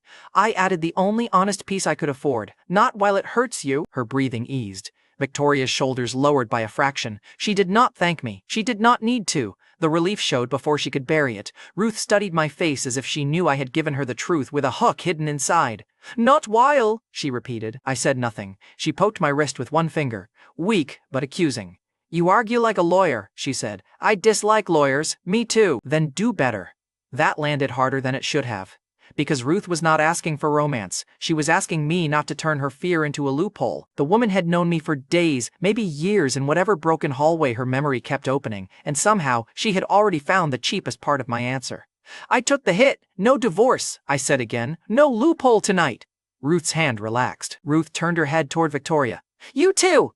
Victoria took longer. Too long. Ruth's fingers twitched against the blanket. Victoria leaned down and said, "No divorce." Ruth did not blink. "No loophole," she whispered. Victoria's eyes moved to me for half a second. I lifted both hands. "Do not look at me. I already got caught." Ruth waited. Victoria's throat moved once. "No loophole tonight." Ruth frowned. Victoria exhaled through her nose. "No loophole while it hurts you?" That was not a love confession. It was not even trust. But it was the first time Victoria Ashford let an old woman force her cold logic into the same cage as mine. Ruth looked satisfied enough to keep living out of spite. Ruth smiled, exhausted and victorious. "Good. Now feed him. He gets thin when women scare him." Arlo coughed into his fist. I looked at Victoria. "For the record, I am scared by paperwork too." "You should be," she said. "You are about to sign employment forms." I blinked. "I'm sorry?" Victoria straightened. The fear disappeared behind command so fast I almost admired the craftsmanship. "Ruth cannot be upset," she said. "Ruth trusts you. Ruth also refuses to believe you are not part of this family. If you return to East Row Apartments and vanish into your own life, she will chase the idea until it hurts her." "So your solution is kidnapping with benefits? My solution is supervision." Ruth lifted one finger from the blanket. "And lunch." Victoria ignored that. Ruth lifted the finger higher. Victoria's jaw tightened. "And lunch. And he sends pictures." Ruth. "Very fragile," Ruth reminded her. Arlo looked at the ceiling like he was asking it to intervene. The ceiling, unlike me, had the good sense to stay out of Ashford marriages. Arlo's mood recovered the moment supervision appeared. "Ashford Group Research Division, temporary consultant badge, restricted access, direct monitoring." I looked at him. "You rehearsed that with joy." "Yes," Arlo said. Victoria ignored us. "You will report tomorrow morning. You will answer Arlo's calls. You will stay close enough that Ruth can see you at lunch if needed." "And if I refuse?" Ruth opened one eye. "Then I will be upset." I looked at the ceiling. "No," God answered. "Coward." Victoria handed me a visitor badge from Arlo's tablet case. It had already been printed. My photo from the clerk record stared back at me with the expression of a man who had made poor administrative choices. "You printed this before asking," I said. I did ask, Victoria said. You just wasted time answering. Ruth patted the blanket. A tiny cream-colored dog popped his head from the basket beside her bed. I stared at it. Why is there a dog in the VIP ward? Ruth lifted the dog with both hands and placed him in my arms. His name is Mr. Whiskers. The dog licked my thumb. Arlo looked personally defeated. It is a dog. Yes, Ruth said. That is why the name is funny. Victoria's face tightened strangely at the word whiskers. I saw it. So did Ruth. Ruth smiled like she had just moved another piece on the board. Victoria has always been silly about cats. Victoria turned toward the door. This conversation is over. I looked down at the dog in my arms, then at the badge in my hand. That morning, I had gone to confirm whether I was married. By night, divorce was forbidden. My legal wife had put me on her payroll, her assistant had assigned himself as my jailer, and Ruth Ashford had armed me with a dog named Mr. Whiskers. The badge was still warm from the printer. The dog was warmer. Arlo pointed at both like they were equally suspicious. Tomorrow, he said, do not be late. Mr. Whiskers sneezed on him. For once, I had no notes. Ashford Group gave me a restricted badge, a temporary desk, and a dog with a cat name. Arlo Finch treated all three like security threats. He met me in the lobby the next morning with 2 guards, a tablet, and the exhausted face of a man whose life had been ruined by grandmothers with opinions. Mr. Pierce, he said, you are here as a temporary consultant. You are not family. You are not executive staff. You are not allowed on the top floor without escort. Mr. Whiskers sneezed from the carrier in my hand. I looked down at him. He disagrees. The dog has no clearance. He has Ruth. Arlo's tablet buzzed. He read the message and looked like the building had betrayed him. Mrs. Ashford says Mr. Whiskers has lunch privileges. Smart woman. She also says you must send her a photo before noon. My phone buzzed too. Very fragile grandmother. Make him smile. Victoria forgets smiling is legal. I held up the dog and took a picture. Mr. Whiskers looked pleased. Arlo looked miserable in the corner. I sent it. Ruth replied with 12 heart symbols and 1 warning. Do not let Victoria pretend she dislikes him. She only dislikes cats. I looked at the dog. Congratulations, I told him. You are a weaponized childhood clue. Arlo narrowed his eyes. What does that mean? It means your security briefing is missing whisker sensitivity. Do not say whisker sensitivity in this lobby. The elevator opened before I could answer. Victoria stood inside. Black suit, clean watch, expression sharp enough to cut the leash. Her eyes moved from my badge to the carrier. Mr. Whiskers barked once. Victoria's shoulders did not move, but her hand paused near the elevator button. Small reaction. Real reaction. Ruth had been right. You brought the dog, Victoria said. Your grandmother issued a hostage demand. She calls it lunch. Same tone. Victoria looked at the dog again. Keep him away from my office. Why? He's not a cat. Her eyes lifted to mine. Arlo suddenly found the elevator wall fascinating. I smiled. Interesting. Dangerous word, Victoria said. So is husband. We both survived. The elevator doors closed with all 4 of us inside. Victoria, Arlo, me, and the smallest approved scandal in Ashford Group. My research division desk sat on a floor where people whispered with expensive posture. Half the staff watched me arrive with the dog carrier. The other half pretended not to watch, which was less efficient and more obvious. The badge turned red at the first secure door. Arlo looked delighted. Then the scanner flashed green. Victoria had already overridden it. Arlo's delight died young.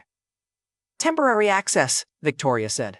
Of course, he replied, in the voice of a man adding locks in his head. The research floor was not a dusty archive. It was glass rooms, locked screens, quiet engineers, and documents that made people nervous when I glanced too long. Good.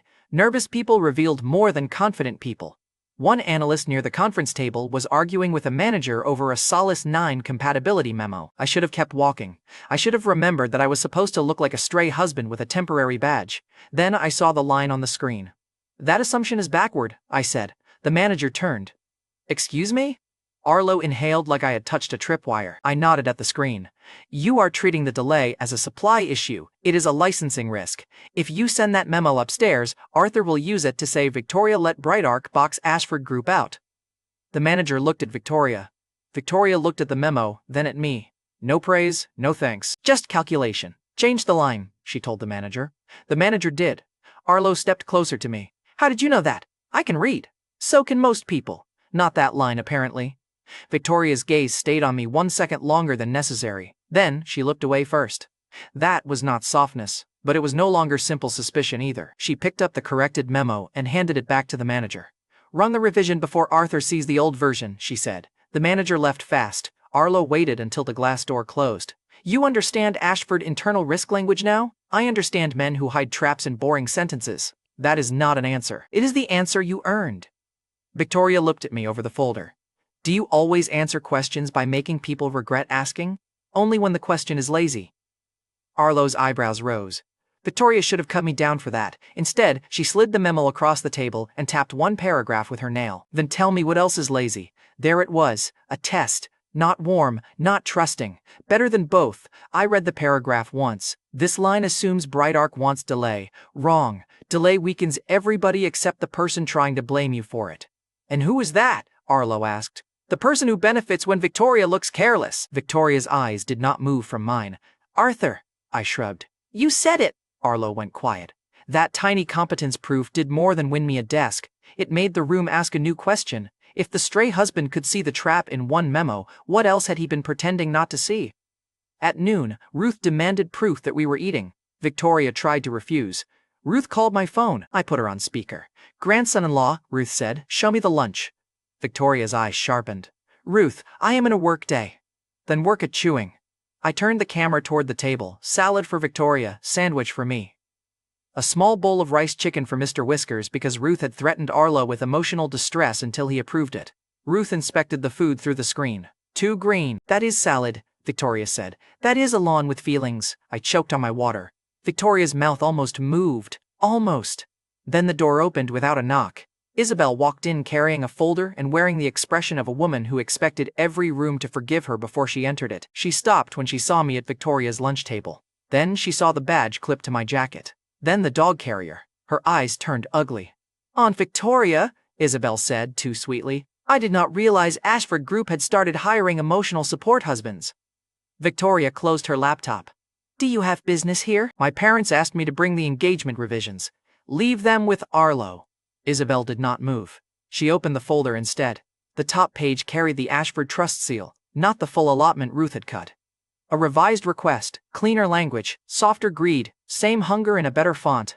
My parents think yesterday was emotionally charged, Isabel said. Once grandmother calms down, the trust share conversation should return to normal. Victoria's face did not change. Wrong floor. It affects family. So did the gate. Isabel's grip tightened on the folder.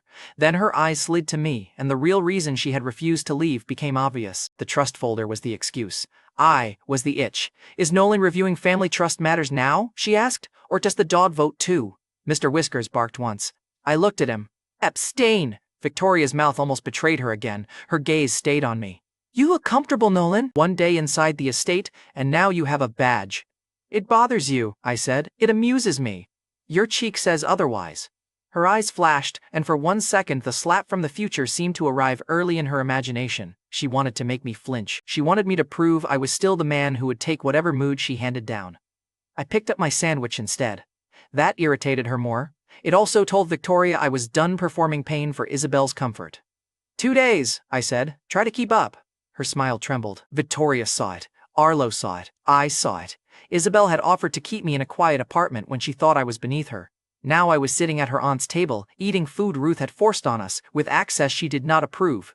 Replacement did not need romance yet. Sometimes it only needed a chair. Isabel walked to the table and dropped the folder near my plate.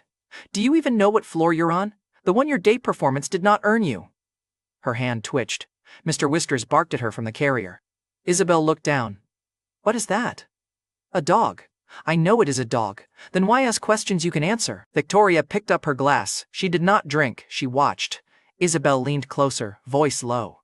You think this makes you important? My aunt is watching you because Ruth is confused. Preston and I are still the engagement everyone knows. Your wife, whoever she is a cheap little shield you made up to annoy me. The room sharpened. Victoria's fingers stopped around the glass. I set my sandwich down, slowly. Say that again, I said. Isabel's eyes lit because she thought anger meant she still owned a piece of me.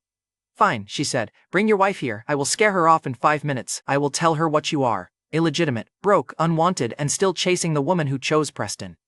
Arlo moved toward the door. Isabel, she ignored him and reached for my badge. Maybe I should start with this.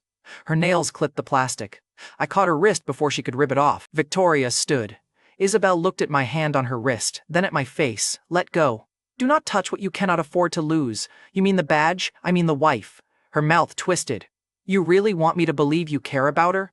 I released her wrist. She lifted her hand as if she might slap me. I moved first. The slap cracked across her cheek and turned her face toward the glass wall. No one gasped. Ashford employees were too well trained for that. But outside the glass, every keyboard stopped. Isabel pressed one hand to her cheek, stunned in a way no insult could have made her. She had expected me to defend my pride. She had not expected me to defend a woman she had not even bothered to know.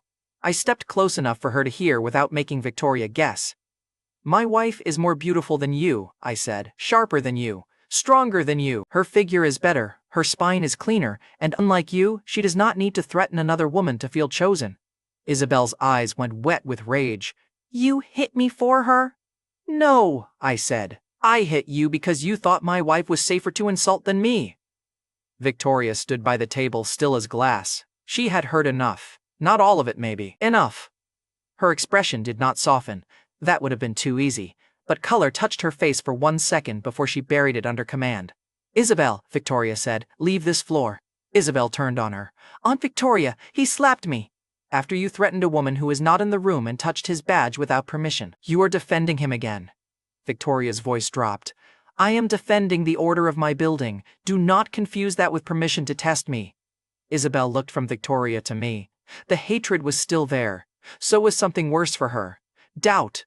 She had come to make me look like a kept man. Instead, she left with a red handprint, no folder, and every employee on the research floor pretending they had not just watched the Ashford niece lose a private war in public. Arlo escorted her out with professional speed and personal satisfaction he tried very hard to hide. Mr. Whiskers barked after her. "Unnecessary," Victoria told the dog. I looked at her. "He has instincts. He has lungs. So did Isabel." Victoria picked up the folder Isabel had dropped and placed it on the edge of the table without reading it. "You defend your wife loudly for a man who wanted divorce yesterday," she said. "Divorce is paperwork. Insults are immediate. That does not answer the question. You did not ask one." Victoria's gaze flicked once toward the glass wall, where employees were suddenly very busy pretending not to exist. "You also said her figure was better," she said. "My throat forgot what water was for." Arlo, still by the door, turned his head very slowly. I looked at Victoria. "You heard that part?" The entire floor heard that part. Then the entire floor received accurate information.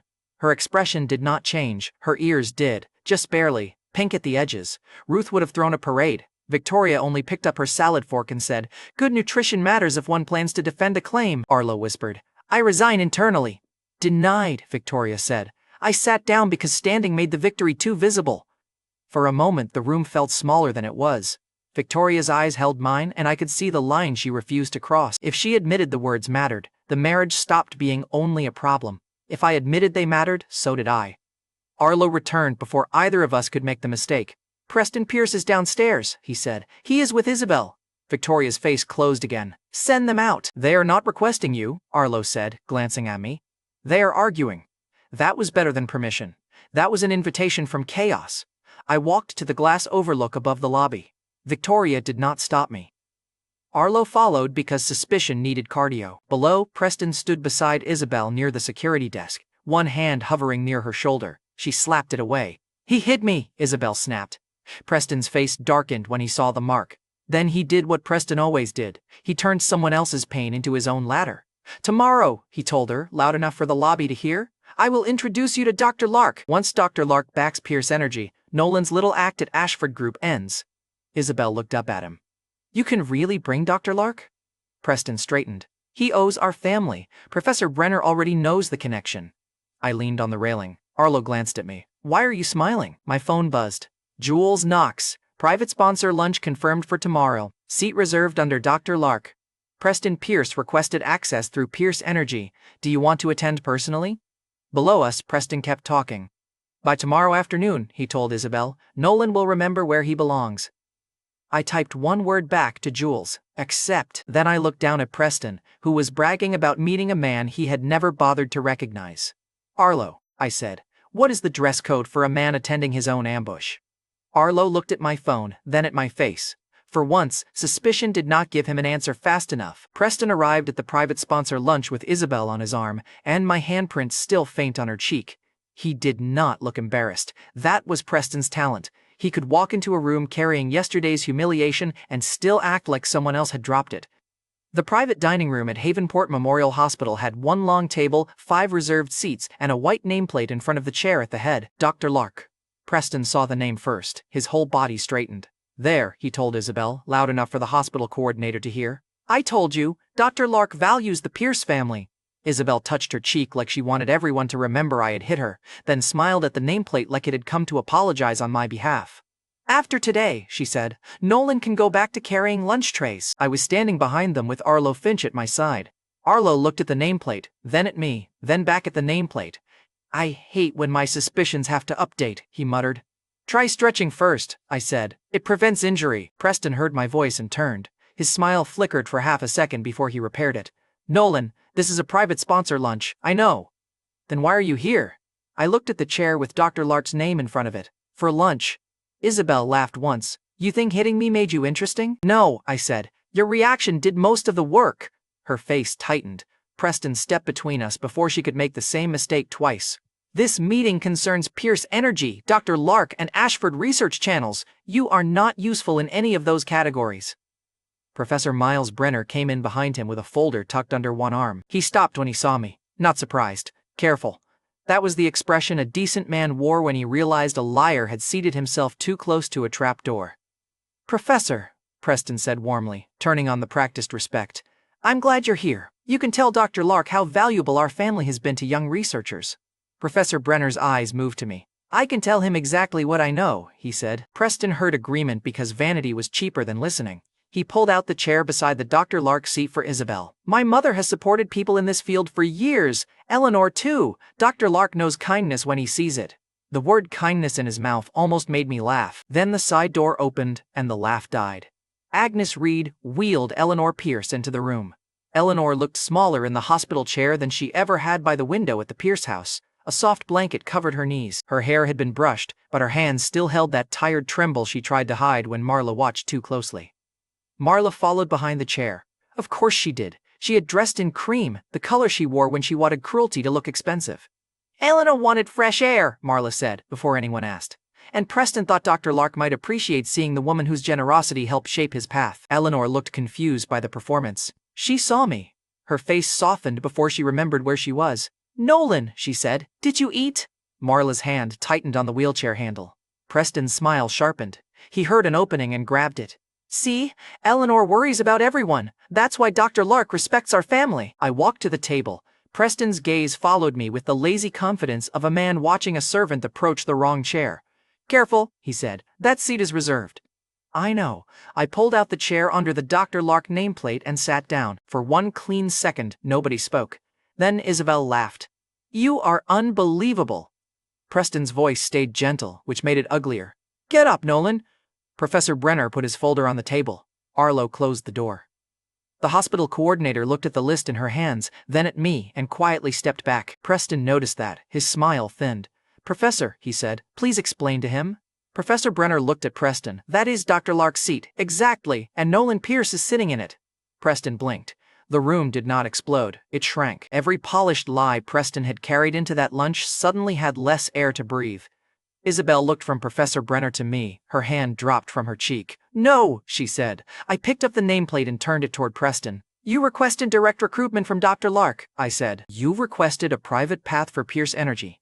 You requested an introduction through Professor Brenner. You requested permission to bring Isabel so she could see your win. Preston's face emptied. Then pride rushed back in, stupid and loud. This is ridiculous, he said. You cannot just sit under a nameplate and become someone. You tried to stand near Eleanor and become decent, Marla snapped. Watch your mouth. I looked at her hand on Eleanor's chair. Take your hand off her. Marla stiffened. Eleanor looked up at Marla, then at me. Agnes, after one nervous glance, moved the wheelchair half a step away from Marla. It was small. It was enough. Preston placed both hands on the table. Dr. Lark is a professional identity. It has patents attached to it. It has grants attached to it. You think you can steal that because Professor Brenner likes you? I opened the folder in front of me. Inside were 3 things: a Pierce Energy licensing request, a patent authorization packet, a small stack of unopened birthday cards, each one addressed to Eleanor Pierce in the same plain hand. Preston stared at the top page. His mouth closed. Isabel leaned close, read the header, and stopped breathing through her nose. The direct recruitment request is denied, I said. Preston's head jerked up. You do not have authority to deny anything, Professor Brenner said. He does, Marla pointed at the professor. You knew? I knew enough to know Preston was lying, Professor Brenner said. The rest was not mine to tell. Preston turned on me, mask cracking at the edges. Pierce Energy has invested months into this. Father expects this route. You cannot punish the whole company because you are angry with me. I'm not angry. You hit me. That was pricing. Arlo made a sound that might have been a cough if he had less self-respect. I slid the Pierce Energy request back into the folder. Pierce Energy can apply through the ordinary partner review. No direct recruitment, no special seat, no Preston Pierce as gatekeeper. Preston's ears went red. You would damage your own family? My family? I looked at Eleanor. Let's ask carefully. Eleanor's fingers tightened on her blanket. Marla took one step forward. Do not drag her into this. You did that when you wheeled her in as a receipt. Marla's fingers tightened on the table edge. Not honest, dangerous. Preston grabbed the safer angle. Dr. Lark owes Eleanor gratitude. Everyone knows she sponsored early medical work when no one else cared. If you are really connected to that name, then you should honor the woman who helped you. I have. I took the birthday cards from the folder and placed them in front of Eleanor. Agnes whispered, those came every year. Eleanor looked down at them, her lips parted. The first card was soft blue, worn at the edge from being held too many times. She touched it with 2 fingers. I thought, her voice broke, I thought a foundation sent these. No foundation, I said. Marla's face changed. For years, Marla had let Eleanor believe those gifts came from somewhere clean and distant, a generous stranger, a program, a charitable office, anything except the child Marla had trained the house to ignore. Eleanor looked at me. You? I did not trust my voice for a second. Then Preston made the mistake of breathing. Nolan always liked dramatic gestures, he said. I looked at him. You always liked eating from other people's plates? His jaw clenched. Eleanor picked up one card. Her hands trembled so badly that Agnes helped her open it. Inside was the same short line I had written for years, for the woman who noticed hunger. Eleanor's eyes filled. Marla looked away. Marla looked away before Eleanor finished. The locked doors were written all over her face. You paid for my medicine, Eleanor whispered. Not all of it, I said. Enough when I could. The winter blankets? Yes. The red scarf? You said the hospital was too gray. Eleanor pressed the card to her chest. The room did not need a speech. Preston had entered claiming Dr. Lark owed his family. The truth was uglier for him. Dr. Lark had been repaying the one woman in that house Preston never bothered to thank. Isabel stared at me as if I had changed shape in front of her. It was not affection yet, it was worse for Preston. Calculation. You are Dr. Lark, she said, quiet now. Today, yes. Today? Some days I am the delivery worker. Some days I am the illegitimate problem. Depends who needs to embarrass themselves. Her cheek flushed under yesterday's mark. Preston saw her looking and lost whatever patience he had left. Enough, he said. Even if this alias is yours, you are still a Pierce. You do not get to cut Pierce Energy out and humiliate me in front of Isabel. You brought Isabel to watch Dr. Lark recognize me. He did. Arlo lowered his gaze to hide a smile. Professor Brenner did not bother hiding his. Marla slammed her palm on the table. The cups jumped. You ungrateful boy. Eleanor flinched. I stood. So did Arlo. Not for me exactly, for what Victoria had told him to protect. Marla noticed the movement and stopped with her hand still flat on the table. Say it again, I told her. Her eyes burned. I raised you. Then name one birthday gift you gave me. Her mouth opened. Nothing came out. Eleanor looked at Marla, and something old and weak but sharp moved through her face. Marla, she whispered. Why didn't I know? Marla's fingers curled against the tablecloth. Preston stepped in fast. Eleanor, please don't stress yourself. Nolan is trying to confuse you. I looked at him. The cards confused her? Your timing did. You scheduled the lunch, because Dr. Lark was supposed to help this family. He did, I said. He helped the member worth helping. That landed, not as a shout, as a demotion. Preston came to the table expecting Isabel to see him as the bridge to power. Instead, she was watching me sign nothing, deny him everything, and speak from the chair he had been bragging about for a week. The hospital coordinator, who had been pretending not to listen, cleared her throat. Dr. Lark, should I update the sponsor records to list Eleanor Pierce as the sole personal beneficiary for the continuing gifts? Preston's head snapped toward her. Marla went still. I kept my eyes on Eleanor. Yes, and Pierce Energy? Standard review only, no Preston route. The coordinator nodded and left before anyone could bully her into staying. Preston's phone rang before the door finished closing. Richard Pierce. Preston looked at the screen, then at me, then answered with the speaker off. That lasted 3 seconds. Richard's voice cut through anyway. Do you have him? Preston's mouth tightened. Father, there has been a complication. Richard hated that word. In the Pierce house, complication meant money had escaped supervision. Put him on, Richard ordered. Preston did not want to. That was why I held out my hand. He stared at it like I had asked for his ring finger. Unless you want to explain later why you hid Dr. Lark from Pierce Energy, I said. Isabel heard that and looked at Preston. There was no romantic wound in her expression now, just asset panic. Preston put the phone on speaker and placed it on the table. Dr. Lark, Richard said quickly, turning respect on so fast it almost sounded rehearsed. Whatever my sons have done between themselves, Pierce Energy values your work. My sons. He used the plural only when money was listening. Richard, I said. The speaker went silent, then his voice came back lower. Nolan? Dr. Lark, today. Marla's hand clenched against her skirt. Richard breathed once through his nose. I could picture him in his office, staring at nothing, trying to rebuild a ladder out of ash. This is not the place for childish resentment, he said. Good. Then we agree Preston should not be in the room. Preston's head snapped up. What? I kept my eyes on the phone. Pierce Energy's direct path is closed. If the company applies through standard review, Preston's name cannot be attached to the request. Richard did not answer right away. That pause was a gift. It told Isabel exactly how quickly Preston's golden sun glow dimmed when Dr. Lark carried the switch. We will discuss this privately, Richard said. No, I said. You called on speaker. Speakerphones make graves. Arlo looked down at the floor. Professor Brenner looked out the window. Neither saved Preston. Richard ended the call. Preston stood there with his hand beside the phone, looking like someone had removed a family portrait from the wall and found mold behind it. There it was, not a speech, a consequence. Preston had lost the direct route. Isabel had watched it happen. Eleanor had learned who had been quietly paying back her kindness. Marla had lost one more wall between her cruelty and the woman she liked to keep weak.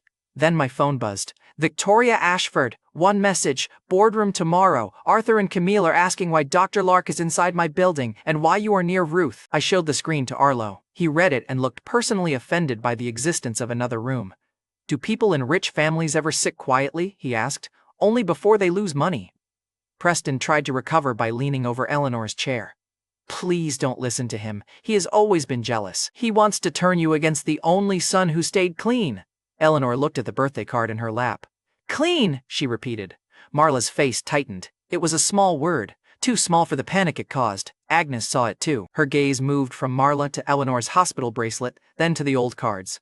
Mrs. Pierce, Agnes said carefully to Eleanor, your memory box is still in storage at the house, the one from Havenport Memorial Hospital. It has the baby things you kept asking about.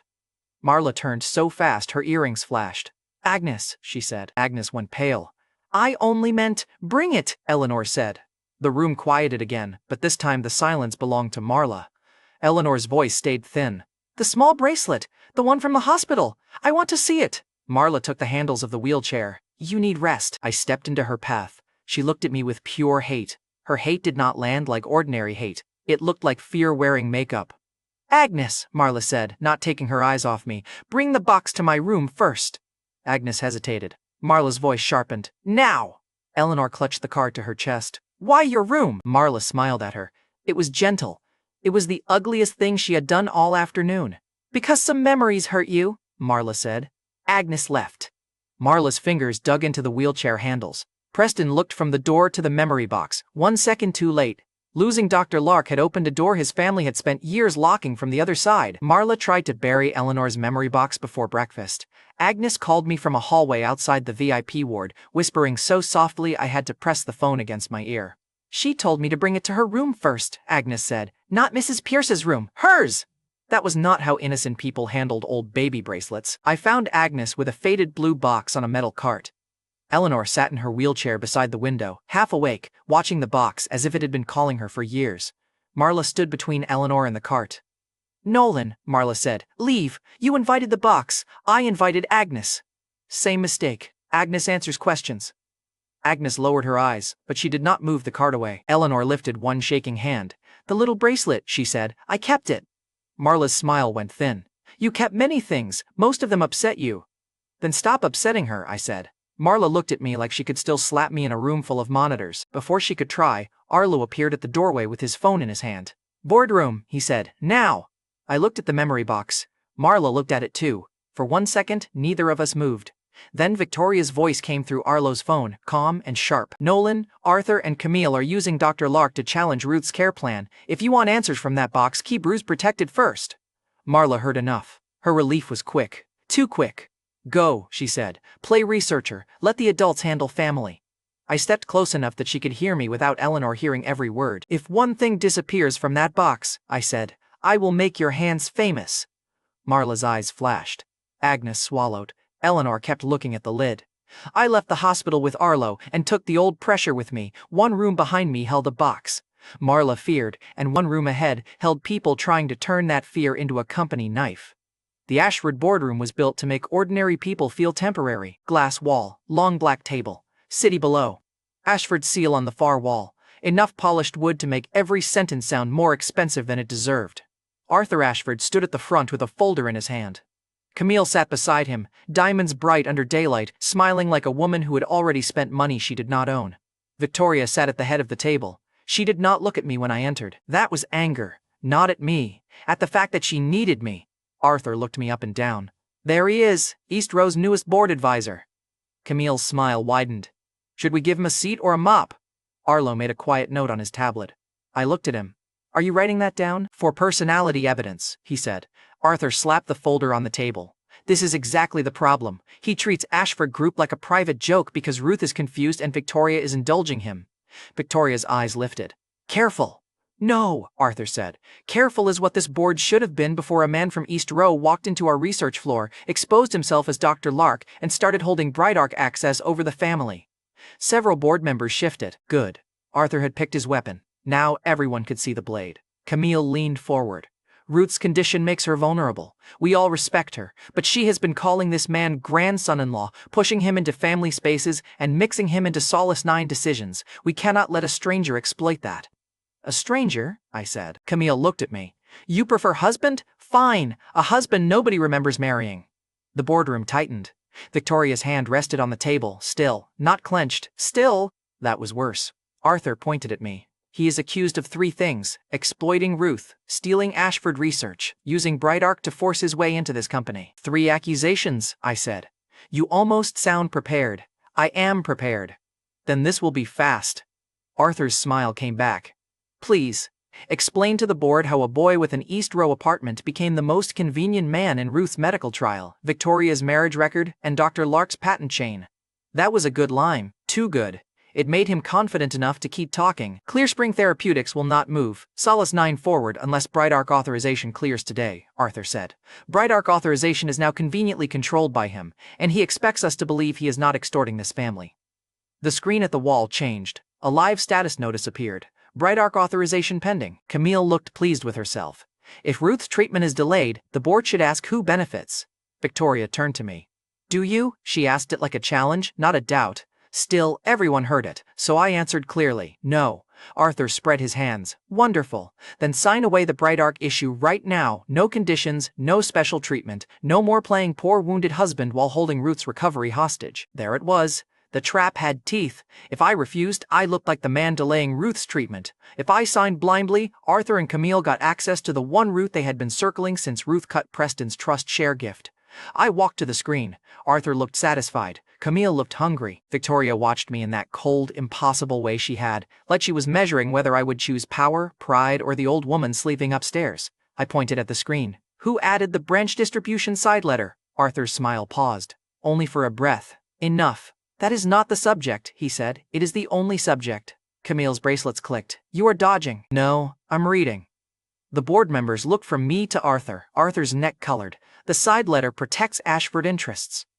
It gives your branch control over distribution once Solace 9 moves through Clearspring Therapeutics, I said. It also cuts Ruth's priority access if her trust position changes. Cute clause, ugly timing. Camille stood. You have no authority to interpret Ashford agreements. He has authority to interpret his own patent conditions, Victoria said. The boardroom snapped toward her. She finally looked at me. Continue. That one word moved my chair farther than any title could have. Arthur heard it too. His jaw tightened. I tapped the screen. The problem is not Brightark. The problem is Arthur trying to smuggle his family's profit route into Ruth's treatment channel, then blaming me when Brightark refused the dirty version. You arrogant little, Camille started. Victoria's voice cut through. Finish that sentence carefully. Camille sat down. Not because she was calm. Because she had just remembered whose room it was. I took out my phone and opened Jules Knox's waiting message. Clean terms ready, no branch side letter, Ruth priority locked. Dr. Lark authorization pending your verbal approval. Arthur saw the phone. You staged this, he said. You drafted the dirty paper. You waited to embarrass us. You called the board. Arlo whispered. Technically accurate. Victoria did not look at him.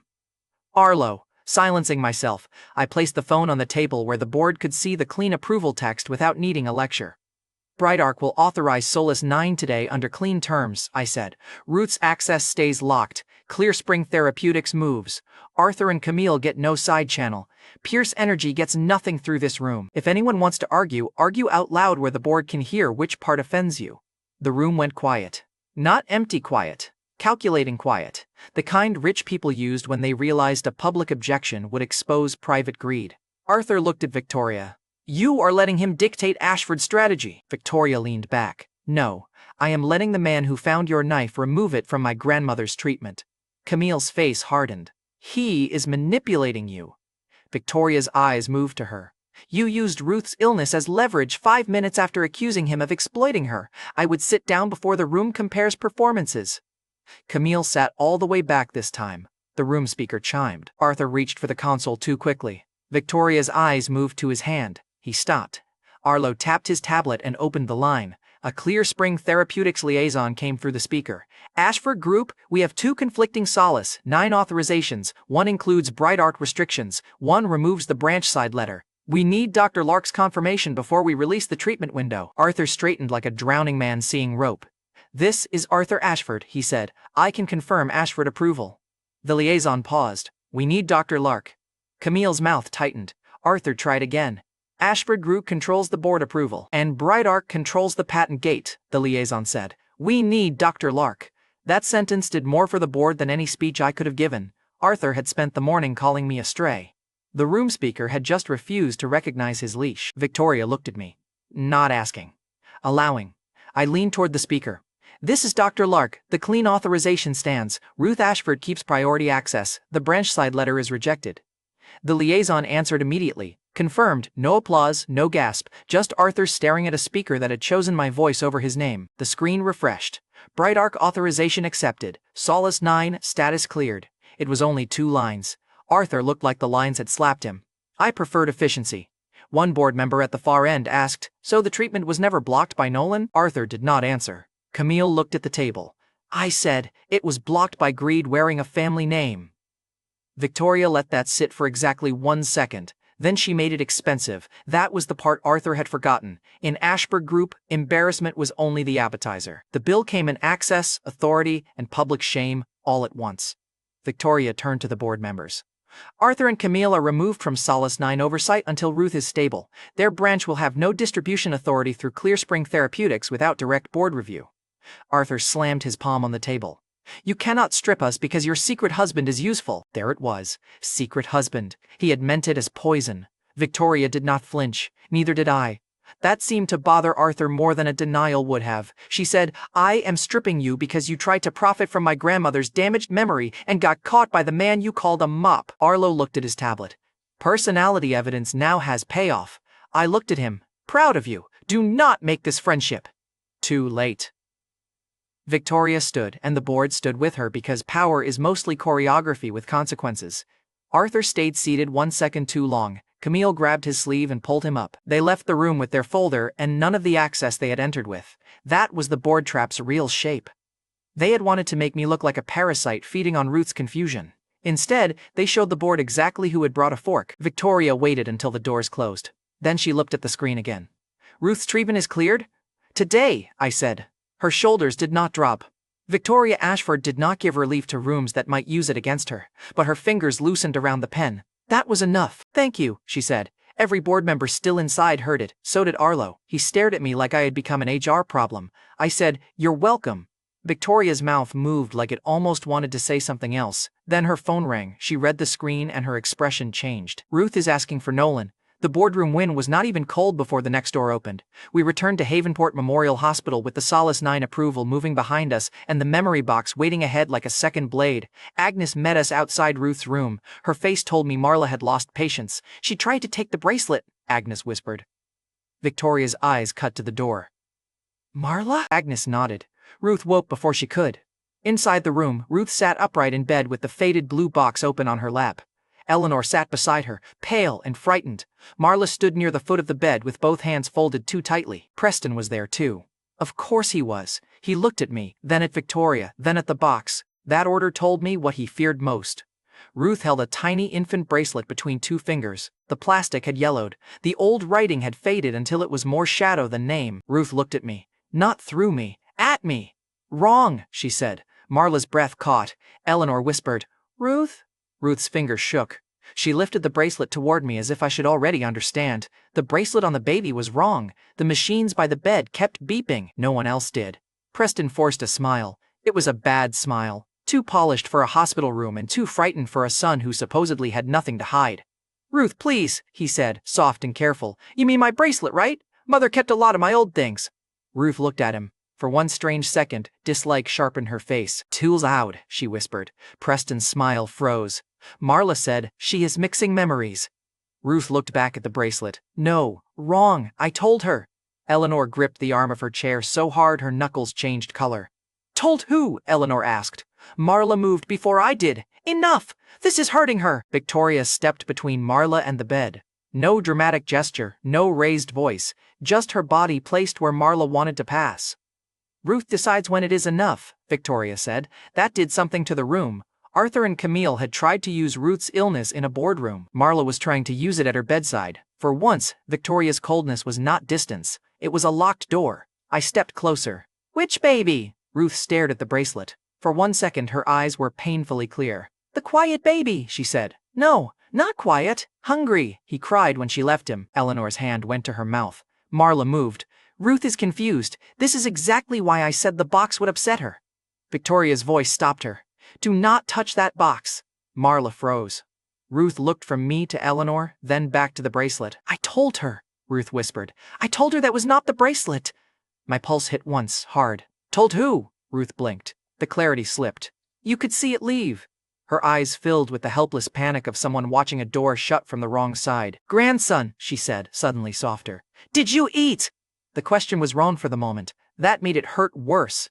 Eleanor started crying without sound. Marla reached for the box again, but Agnes moved first and pulled it to her side. That small disobedience changed the room. Marla saw it. So did Preston. Victoria stepped beside the bed and took the bracelet from Ruth with careful fingers.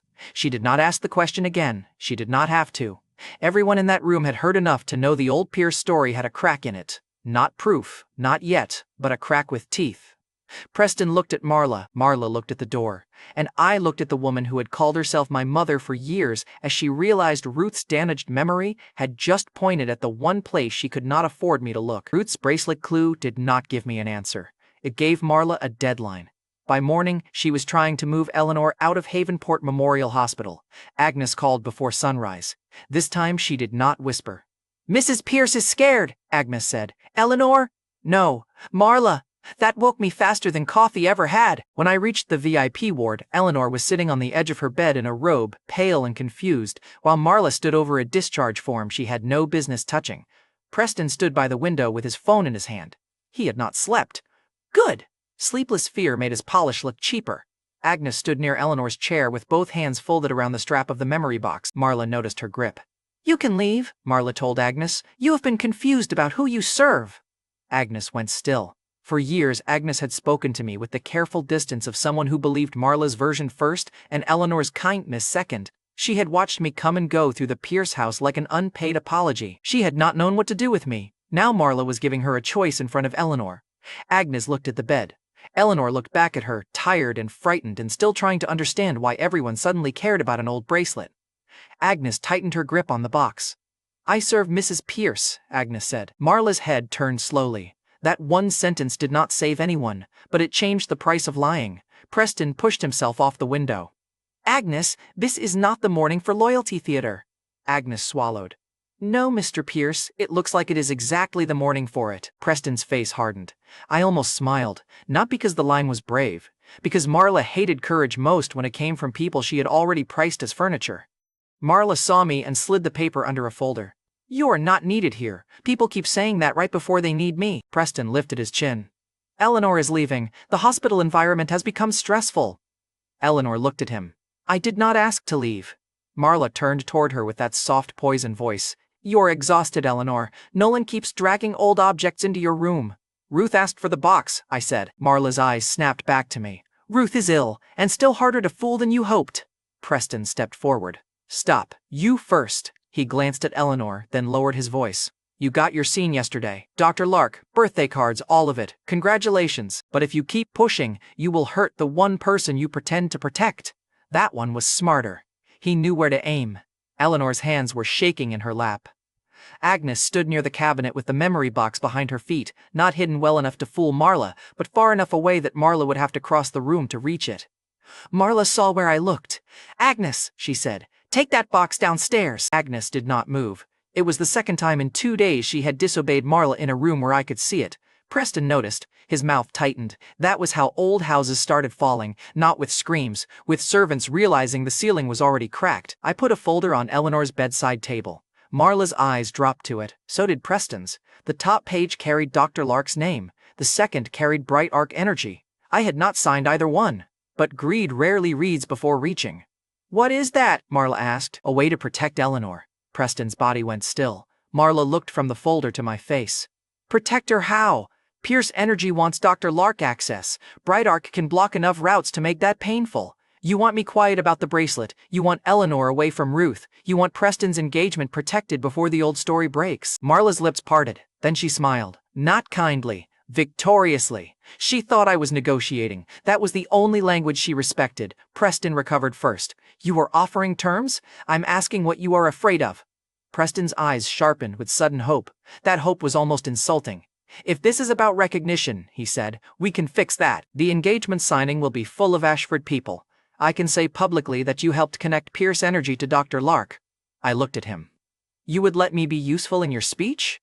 Do not mock this, Preston said. You wanted a place. Fine. Stand near the family. Let people see you are not being thrown away. Eleanor's face twisted. Marla did not. Preston had finally spoken her language well enough to make her proud. Offer me a collar and call it belonging. Near the family, I said, not above it. Of course. And not near Isabel, Preston added, his voice tightening for the first time. Whatever performance you put on yesterday, she chose me. There it was. The Dr. Lark reveal had not only cost him business, his eyes kept cutting toward Isabel, like he was afraid she had started measuring the wrong brother. Relax, I said. I already told her I like my wife better. Preston's jaw jumped. Marla looked from him to me, irritated that romance jealousy had entered a room where she was trying to manage a crime. Marla walked closer to the folder. You always did dress up selfishness as concern, Eleanor whispered. Nolan? I looked at her. I am not signing anything that hurts you. Marla laughed. You still want to look noble in front of her? No, I said. I want you to talk. The room sharpened. Preston's eyes moved to Marla too quickly. There. Fear travels faster than lies. Marla folded her arms. Fine, you want simple? Preston needs the Bright Arc route. Pierce Energy needs the public Dr. Lark connection. Isabel's family needs to see stability before the engagement signing. In exchange, Eleanor stays comfortable, Ruth stops being agitated, and you stop digging through things that happened before you knew how to hold a spoon. Eleanor flinched at that last line. I did not. Before I knew how to hold a spoon, I repeated. Marla's face tightened. Strange place for you to draw the line, I said. You always said I came into the family already dirty. Preston stepped in. This is pointless. No, this is the first useful conversation your mother has had with me. Marla's hand twitched. I smiled. Go ahead, hit me. Preston still has a face. Preston went red. Eleanor's eyes moved between us, lost and frightened and trying to catch words that kept turning into knives. Marla lowered her hand. Good. She remembered the price. You want Dr. Lark? I said. You want Bright Arc? You want me to stop asking why Ruth remembered the wrong bracelet? Then answer one question. Marla stared at me. Why does Preston deserve everything I earned? She scoffed. Because Preston understands family. Wrong. Because he has never tried to destroy us. Wrong again. Her voice rose. Because he is the son who should stand in that place. Eleanor's face changed. Marla heard herself too late. I took one step closer. What place? Preston said. Mother. One word, not warning. Panic. Marla ignored him because old rage had taken the wheel. Do not ask questions you cannot survive, Nolan. I survived you. You survived because I allowed it. Eleanor made a small sound. Marla turned toward her, then back to me, trapped between cruelty and caution. I tapped the folder. The Dr. Lark letter goes nowhere until you answer. Preston's hand curled around his phone. Nolan, he said, think carefully. If you burn this family, you burn Eleanor too. You keep using her as a hostage and calling it family. Marla stepped close enough for me to smell her perfume. Eleanor is fragile, because you kept her that way? Her eyes went flat. For once, the mask did not crack. It fell off. Eleanor was fragile long before I touched anything, Marla said. She could not even keep track of her own baby. The room stopped moving. Agnes put one hand over her mouth. Eleanor stared at Marla as if the words had crossed the room slower than sound. I did not breathe yet. If I pushed too hard, Marla would retreat. If I pushed too softly, she would live inside the crack. So I used her favorite script. Then Preston deserved it, I said. Marla's eyes flashed. Of course he did. Preston closed his eyes. Just once. Too late. Preston was healthy, Marla said. Bright, strong. Richard needed a son who would not embarrass the family. Eleanor was half dead, crying over a bracelet and a baby she could barely hold. Eleanor's breath broke. I kept my voice low. And me? Marla looked me up and down with the disgust she had practiced for years. You were hungry before you could speak.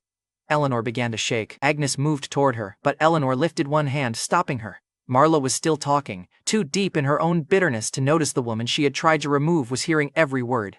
That bracelet should never have stayed where it started, Marla said. I corrected what everyone else was too weak to fix. There it was, not the whole truth, not the final shape, but enough.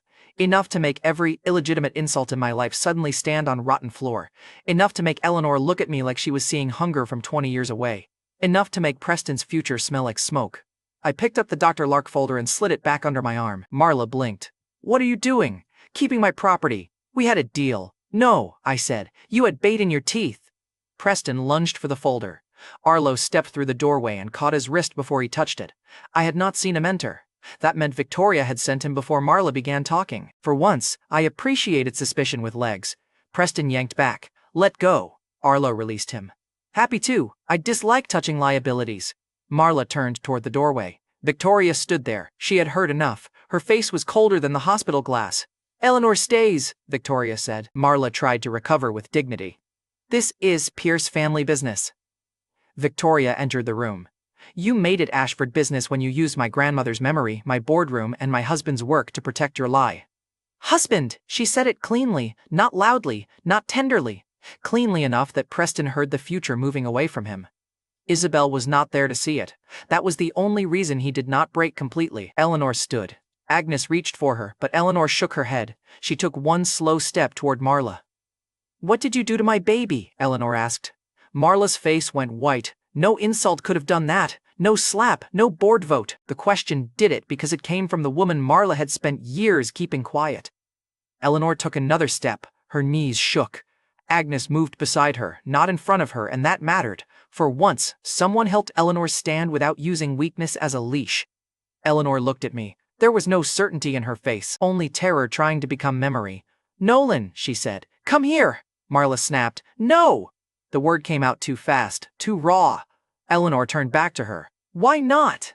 Marla's mouth worked. Preston stepped in because he had always known how to fill silence with manners. Because you are upset and Nolan is provoking you. Eleanor did not look at him. She kept looking at Marla. Why not? She asked again. Marla's eyes flicked to the memory box. I saw it. Agnes saw it. Victoria saw it from the doorway. Eleanor followed the look and whispered, the bracelet. Marla recovered enough to laugh once.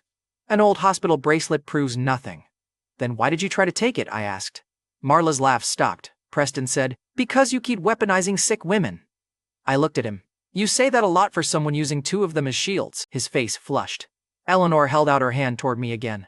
I crossed the room. Marla moved as if to block me. Victoria said, try. One word.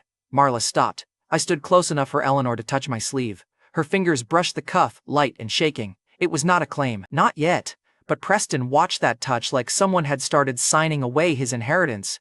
Preston stepped between them. Eleanor, please sit down. You're confused. Eleanor looked at him. Preston failed to look like the safe one. Do not call me confused, Eleanor said. He swallowed. Marla's eyes ran toward the door again. Victoria moved slightly, not blocking it completely, just enough to remind her doors also belong to people with power. I looked at Agnes. Keep the memory box with Eleanor. Agnes nodded before Marla could speak. That nod hit Marla harder than obedience had ever helped her. Preston backed toward the window and lifted his phone. Who are you calling? I asked. He did not answer. He did not need to. He had lost Dr. Lark. He had lost the clean Pierce family story. He had heard Victoria call me husband in a room where Isabel was not there to manage, so he reached for the one status object he still thought could cover the blood on the floor, the Ashford engagement. Preston spoke into the phone, voice low and fast. "Move the signing up. Tonight if you can, tomorrow morning at the latest. We need it locked before this spreads." Marla snapped. "Preston." He ignored her. That was new too. Fear had made him rude. Victoria watched him call. She did not stop him. That bothered me until I saw her eyes. She was not letting him escape. She was letting him choose the room where he wanted to lose. My own phone buzzed before Preston finished speaking. "Isabel." I almost did not answer. Then I thought of the way she had watched me under Dr. Lark's nameplate. I put the call on speaker. Isabel's voice came through bright and sharp. "Nolan, good news! Preston and I are moving the Ashford engagement signing forward." Preston lowered his phone. Marla stared at mine. Eleanor stood beside the bed, still shaking. Victoria did not move. Isabel continued, enjoying herself. "Since you keep orbiting my family like a stray with a badge, you can come watch. I will even make sure you have a place." "How generous." "Do not misunderstand," Isabel said. "Not with the family, not with guests. You can stand on the servant's side, where you used to look most natural." The hospital room went silent. I looked at Victoria. Her expression did not change. But her left hand, the one nearest mine, curled once, then relaxed. I looked at the phone. "Send the time," I said. Isabel laughed. "You actually want to watch me marry Preston?" "No," I said. "I want a good view." I ended the call. Victoria looked at the dark screen in my hand. "You know she means to humiliate you," she said. "She has been meaning to humiliate me for years. Her aim is getting worse." Preston's face hardened because he did not know whether I meant the signing, the collapse, or both. Neither did I completely. I only knew this. Marla's lie had cracked in a hospital room, Eleanor had heard it, and Preston was dragging Isabel onto a stage before anyone could clean the floor. People like Preston always believed a bigger room made a lie safer. I had spent weeks learning the opposite. Isabel sent the engagement time before the hospital room had finished breathing again. 9 tonight. Ashford Ridge Estates, formal hall, dress properly, staff will show you where to stand. She even added a little heart. I showed the message to Victoria because I wanted to see whether her face could get colder than the hospital glass. It could? Eleanor sat on the edge of the bed with Agnes beside her and the memory box under Agnes's hand. Marla stood near the door like a woman waiting for a fire alarm. Preston had already left to save whatever he could, still pretend was his. Victoria read the message once, then she handed my phone back. "You are going to the servant's side?" "No," she said, to the side she should have feared.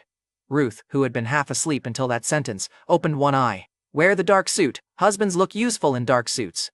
"I own one dark suit," I said. "It has county clerk trauma on it." "Then it already knows marriage," Ruth said. Victoria looked at Ruth. "You are not attending." Ruth closed her eye again. Very fragile grandmother, very selective hearing. Arlo from the doorway whispered, "This family uses medical weakness like a weapon." Ruth smiled without opening her eyes. "Good.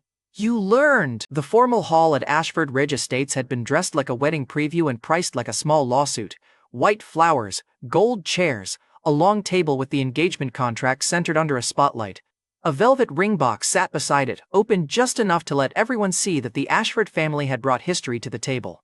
Preston stood near that table in a clean suit, all bruises hidden under powder and arrogance. Isabel stood beside him in white, not a wedding dress, but close enough to tell every woman in the room what she wanted them to imagine.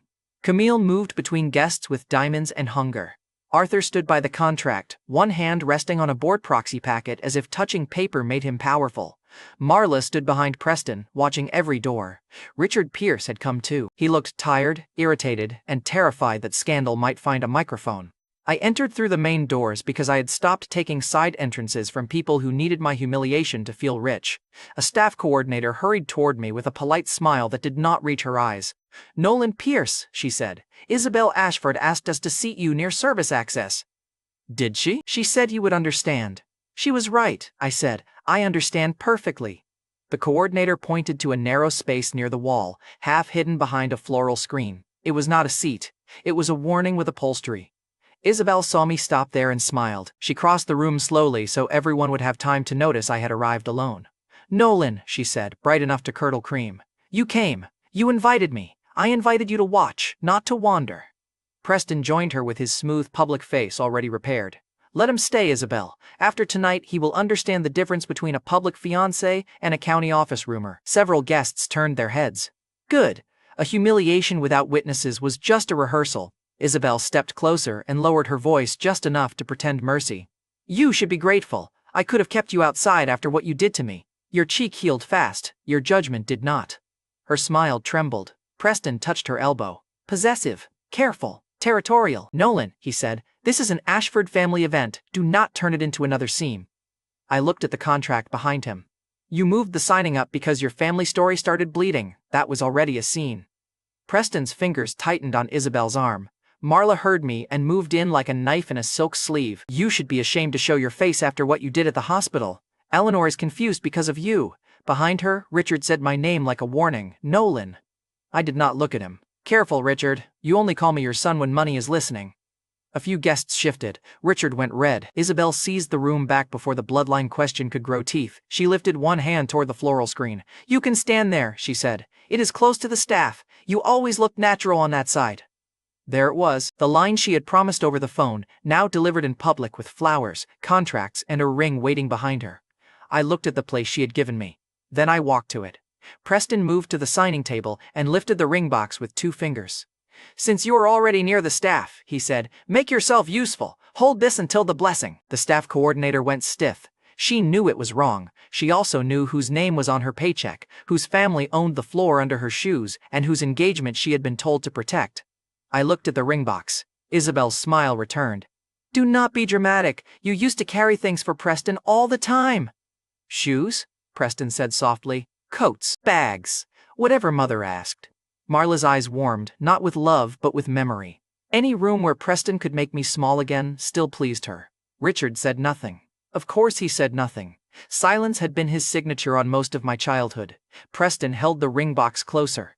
Take it! Show the Ashford family you can behave! The old Nolan would have taken it, not because Preston deserved obedience, but because rooms like that punish the person who refuses more loudly than the person who humiliates him.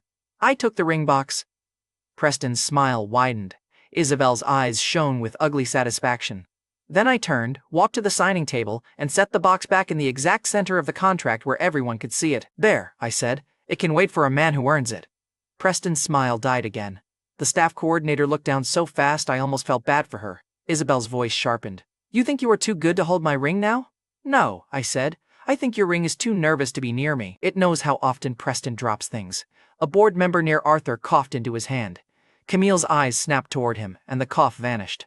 Preston stepped close enough to lower his voice without losing the audience. You are making a mistake. After tonight, Isabel is my Ashford connection. Father will restore everything you tried to cost me. Dr. Lark will not protect you forever. I looked at his bare lapel, where the Pierce crest still sat for now. You keep talking about protection like it belongs to you. Strange habit for a man who hides behind every woman in the room. His hand twitched. Marla saw it and hissed, Preston, not here. Not because she cared about violence, because she cared about witnesses. Isabel leaned toward me with the sweetness gone. Your wife is not coming to save you, Nolan. Cheap women do not walk into Ashford signings. They wait outside until men are done using them. I smiled. That was the moment her confidence peaked. Preston smiled. Marla exhaled like the old house had finally returned. Isabel looked victorious for exactly 4 seconds. Then the main doors opened. Victoria entered with Ruth on her arm. Arlo came behind them carrying a small leather case. The estate steward followed with 2 guards. The room straightened as if someone had pulled a wire through every spine. Victoria wore black. Ruth wore pale blue and carried the Ashford trust seal in one hand. Isabel's smile faltered. Preston's confidence tried to hold. It failed around the edges. Victoria's eyes went first to the engagement contract, then to the ring box, then to me standing near the floral screen. She did not ask why. She looked at Isabel. Who placed my husband by the service wall? The formal hall forgot how to breathe. Not one gasp was needed. The ring box sat open. Preston's hand was still near it. Isabel stood in white, ready to be chosen, and Victoria Ashford had just used the word husband like a blade laid flat on glass. Isabel's mouth opened. Aunt Victoria, answer! Isabel looked at me, then back at Victoria.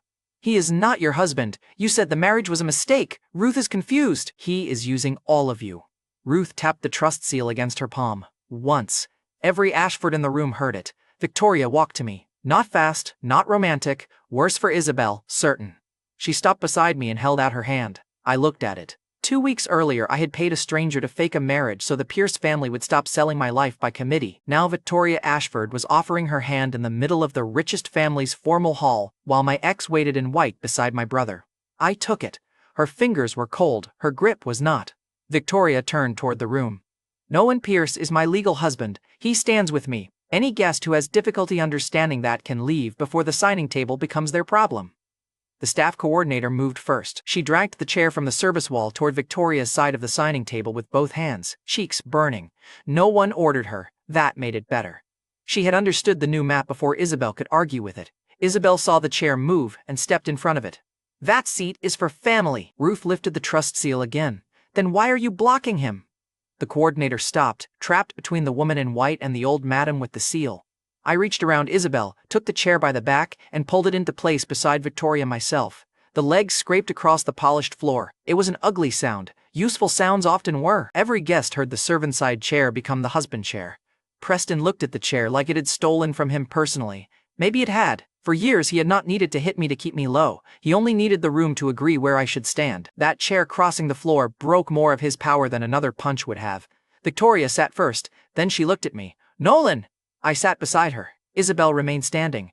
That was the placement she had planned for me. The room did not miss it. Isabel's face drained, then color rushed back, ugly and hot. You were doing this because of Ruth, she said, because he wormed his way into her head. I looked at Isabel. You threatened to scare off my wife. You called her cheap. You said she was imaginary. Victoria's hand tightened around mine. Isabel heard the trap closing before she saw the shape. Isabel, Victoria said, the wife you threatened was me. That landed better than the slap. The mark on Isabel's cheek had faded. This one would not. Preston stepped forward and addressed Victoria. Isabel was emotional. Nolan provokes people. We should not let his resentment destroy an alliance between our families. Ruth looked at him. Alliance? Preston turned toward Ruth quickly. I have always respected this family. Yesterday was a misunderstanding. Tonight I hope to prove. You proved enough at my gate, Ruth said. Camille moved before Preston could bleed more. Mother, the engagement contract is ready. We can address family discomfort after the blessing. No, Ruth said. The word was small. The hall heard it like a door locking. Camille's smile froze. No? Ruth lifted the trust seal. No blessing, no trust seal, no Ashford support for this engagement tonight. Arthur's hand came off the board proxy packet. Mother, that is an overreaction. Ruth looked at him. You brought a proxy packet to your daughter's engagement because you thought romance could hide a board grab. Do not lecture me about overreaction. Arthur's jaw clenched. The estate steward stepped to the signing table and closed the ring box. Preston stared at the closed box like it had cursed him. The ring had been open for him. Now it was shut in front of everyone. Isabel stared at it. Grandmother, you cannot withdraw my blessing because of Nolan. He is my ex. He is trying to punish me for choosing Preston. No, Ruth said. He is my grandson-in-law. You are trying to punish him for not staying rejected. The guests did not murmur. They recalculated. That was worse. Preston looked at Isabel. His face showed less worry for her feelings than for what her public collapse cost him. Isabel saw it. Her eyes flicked to me. Jealousy and humiliation fought across her face, and neither one won cleanly. You enjoy this? She whispered to me. A little, I said. But you keep making it easy, Marla snapped. Enough! The old command cracked across the hall from habit alone. People turned toward her. Marla seemed to realize too late that this was not the Pierce sitting room, and I was not standing beside Preston's shoe. Victoria looked at her. Marla Pierce, you do not raise your voice at my husband in my house. Husband again. Cleaner this time. Colder. Preston's hand curled. Richard stepped forward, trying to rescue dignity from a room where dignity had already filed for divorce. Victoria, perhaps we should speak privately. Nolan's legal status is complicated. His legal status is clearer than your family's birth story, Victoria said. Marla went white. Richard looked at Marla.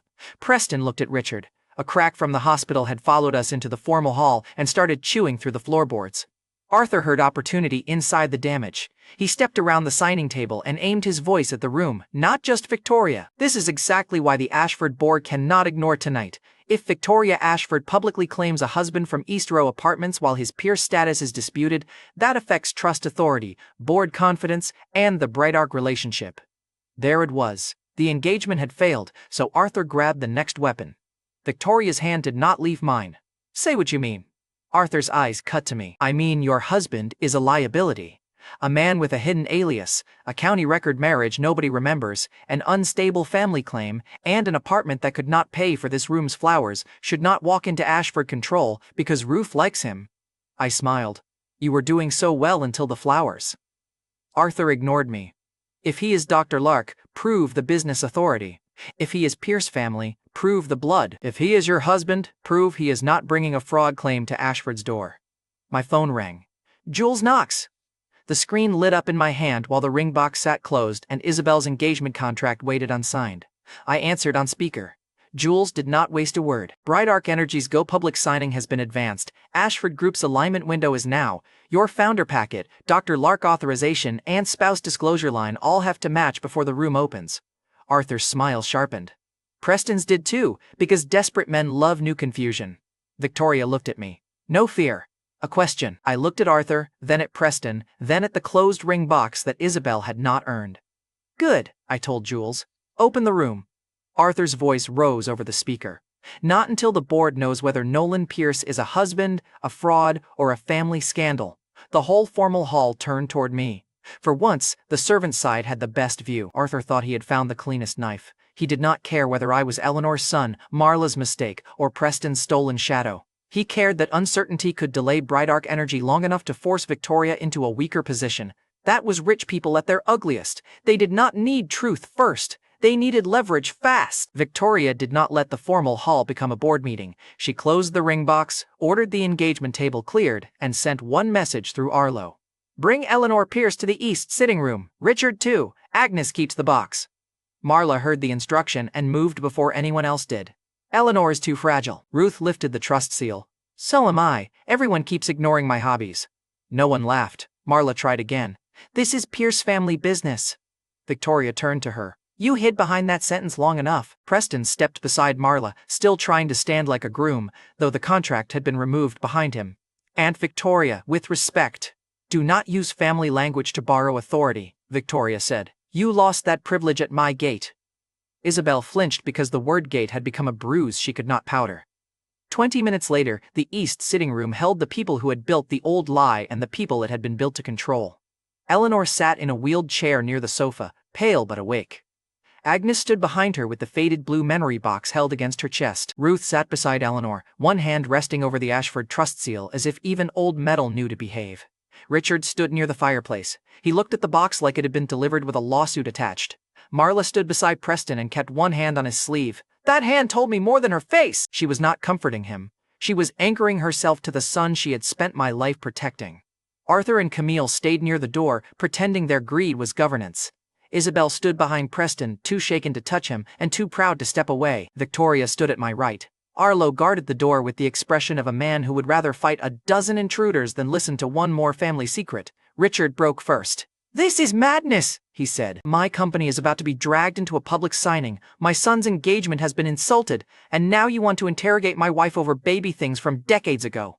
Eleanor's head lifted. Your wife? She asked. Richard turned toward her, startled by the edge in her voice. Eleanor looked at Marla. Which wife is allowed to remember her baby tonight? Marla's face tightened. Eleanor, you are upset. Nolan staged this. I said, I wish I had staged it. I would have made Preston kneel again for continuity. Preston snapped. Shut up. Ruth looked at him. You kneel badly and interrupt worse, Camille whispered. Mother. Ruth did not even blink. Agnes moved the memory box to Eleanor's lap. Marla stepped forward. Do not give her that! Agnes's hands trembled. Then she let go. The box settled on Eleanor's knees. That small sound changed the room. Marla had commanded Agnes for years. Agnes had obeyed because sickness makes households easy to bully. But the moment that box left Agnes's hands and entered Eleanor's, Marla lost the last servant she thought fear could buy. Eleanor opened the lid. Inside were tiny hospital keepsakes, a faded blanket, 2 old bracelets, and photographs no one had smiled in. Evidence sat there. But the box was not the engine. The engine was Marla's face when Eleanor touched the bracelet. Eleanor lifted the yellowed plastic strip. Her breath shook. I remember this. Agnes took one step forward before fear could drag her back. Marla asked me not to wake you that night, Agnes said to Eleanor. Marla turned on her. Stop. Agnes flinched, but she kept speaking. I was young. I thought I was protecting you. I saw 2 bracelets on the tray. Marla said the nurses made a mistake and that you were too weak for more confusion. I believed her because everyone in that house believed whatever she said loudest. Eleanor's lips parted. Richard's face closed like a man trying to deny a bill after seeing his own signature. Preston's voice went cold. Agnes, you are a caretaker, not a doctor. You do not know what you saw. Agnes looked at him then. For years, Agnes had called Preston by the family title with gentle respect. That night, the respect left before the title did. I know Marla told me never to mention the second bracelet, Agnes said. I know she took the crying baby out of your room before dawn. I know the baby she brought back did not cry the same way. Marla's hand flew up. Not toward me, toward Agnes. Arlo moved first. He caught Marla's wrist in midair and held it there, polite as a door lock. I would not, he said. Marla looked at him like he was beneath noticing. Arlo smiled without warmth. That is the expression people wear right before security becomes memorable. He released her. Marla lowered her hand, but the room had seen it. More importantly, Eleanor had seen it. The old story did not look like a misunderstanding anymore. It looked like a woman trying to slap the last witness back into furniture. Marla forced a laugh. You remember being ill? I remember asking why the bracelet looked different. Preston's eyes moved to Marla. Richard saw the look. At last. I almost hated how late his suspicion arrived. Richard turned to Marla. What is she talking about? Marla's chin lifted. She is confused. Ruth is confused. Nolan is feeding both of them stories because he hates Preston. Then answer cleanly, I said. Which baby wore the wrong bracelet? Marla's eyes cut to me. You do not get to question your mother. Eleanor flinched, not from fear this time, from anger trying to stand up inside a body that had been kept seated too long. Do not use that word, Eleanor said. The room hurt her. Marla heard it worst. Eleanor, Marla said softly, you do not understand what he is doing. I understand hunger, Eleanor said. Her hand tightened around the bracelet. I fed him because no one else did. I heard him cry in the garden because no one else went outside. I asked you why I cared so much, and you told me sickness makes women sentimental. Marla's mouth opened. No answer came out. Preston stepped forward, desperate to fill the space before Eleanor reached it. You are mixing childhood pity with blood. Nolan is using you. He always wanted what I had. I looked at him. Your future? Your mother? Or the bracelet? His face went red. Richard looked at Preston's reaction and finally lost a layer of denial. Marla, he said, lower now. Answer. Marla turned on him. Do not command me like you were innocent in this house. You wanted a Pierce heir who could stand straight, smile right, and make your company look clean. You wanted a son people could present. Richard's face drained. Preston whispered, Mother. Again, panic. Again, too late. I stepped toward Marla. And you gave him Preston. Marla's eyes burned. I gave this family what it needed. Eleanor made a sound so small it almost disappeared. Ruth reached for her hand. Marla saw the damage and still chose pride. Preston was healthy, she said. He was mine. He was strong. He did not cry like he was begging the world to apologize for him. Eleanor was half dead, Richard was useless, and everyone expected me to watch my son grow up outside the place he deserved. The words came out so fast the room could not interrupt them. Then they landed. My son! Not Richard's chosen heir. Not the polished Pierce miracle. Marla's son. Preston closed his eyes. For 1 second all his softness vanished. He looked like exactly what he was, a man watching borrowed blood get repossessed. Eleanor stared at Marla. You took him? Marla pointed at me. I corrected a weakness. You were not strong enough to keep what you had. Eleanor stood. Agnes reached for her, but Eleanor shook her head once. Ruth let her go. The room did too. Eleanor crossed the small distance to me on shaking legs. I moved to help her, but she lifted one hand and stopped me. She wanted the step to be hers. Marla watched her come toward me and finally understood that the woman she had kept fragile had learned to aim. Eleanor reached me and touched my cheek, not the cheek Marla had slapped, the other one, as if she needed one clean place to start. My son, Eleanor said. 2 words. No document could have hit harder. No board vote, no birth certificate, no hospital file, no county seal. The woman who had fed me through garden doors claimed me in front of the woman who had starved me and called it discipline. Marla's face twisted. You cannot just say that. Eleanor turned to her. You do not get to tell me what a mother can say. Marla stepped forward. I raised him. Eleanor's voice shook, but it did not break. You punished him because he was mine. The bracelet had made the truth possible. Eleanor made it human. Richard sank into the chair near the fireplace. He looked at Preston like a man seeing an account balance turn negative in real time. Preston saw the look and grabbed for the old performance. Father, nothing changes. I am still the one who stayed. I am still the son you raised for Pierce Energy. Nolan cannot walk in because of a sick woman's sentence and take everything. Richard stared at him. Then he laughed once. It was not humor, it was humiliation leaping the body the wrong way. You knew, Richard said. Preston's mouth opened. You knew enough to panic. Preston looked at Marla. Richard saw that too. Good. The room was finally teaching him how to read. Marla tried to recover. Richard, listen to me. Preston is still valuable. Nolan hates this family. He will ruin Pierce energy out of spite. No, I said. I will ruin lies out of spite. The company can apply like everyone else. Richard looked at me then. For years he had looked through me unless I embarrassed him. Now he had to look at me because every status line in his house had been drawn wrong. Nolan, he said, do not start with. Sorry, I said. It will make the room smell cheap. His mouth closed. I respected him more for that than for any apology he could have performed. Arthur stepped in from the door, sensing the collapse but still hungry enough to feed on it. This proves my point. The Pierce identity issue is unstable. Bright art cannot move while the signatory is in a family scandal. Victoria looked at him. No, this proves your challenge found an answer. An answer? Arthur said. A confession in a sitting room is not a governance structure. Ruth lifted the trust seal and hit it against the table. The sound cracked through his sentence. It is enough for family, Ruth said, and family is what you used as a weapon tonight. Arthur stopped. Camille touched his sleeve. Even greed knows when the room has turned. Preston's eyes darted toward Isabel again. That tiny movement told the room he had already stopped thinking like a son and started thinking like a fiancé losing market value. This changes nothing between us, he told Isabel. My position is still Pierce. My future is still Pierce energy. The Ashford signing still needs stability. Isabel looked at the missing ring box through the open doors.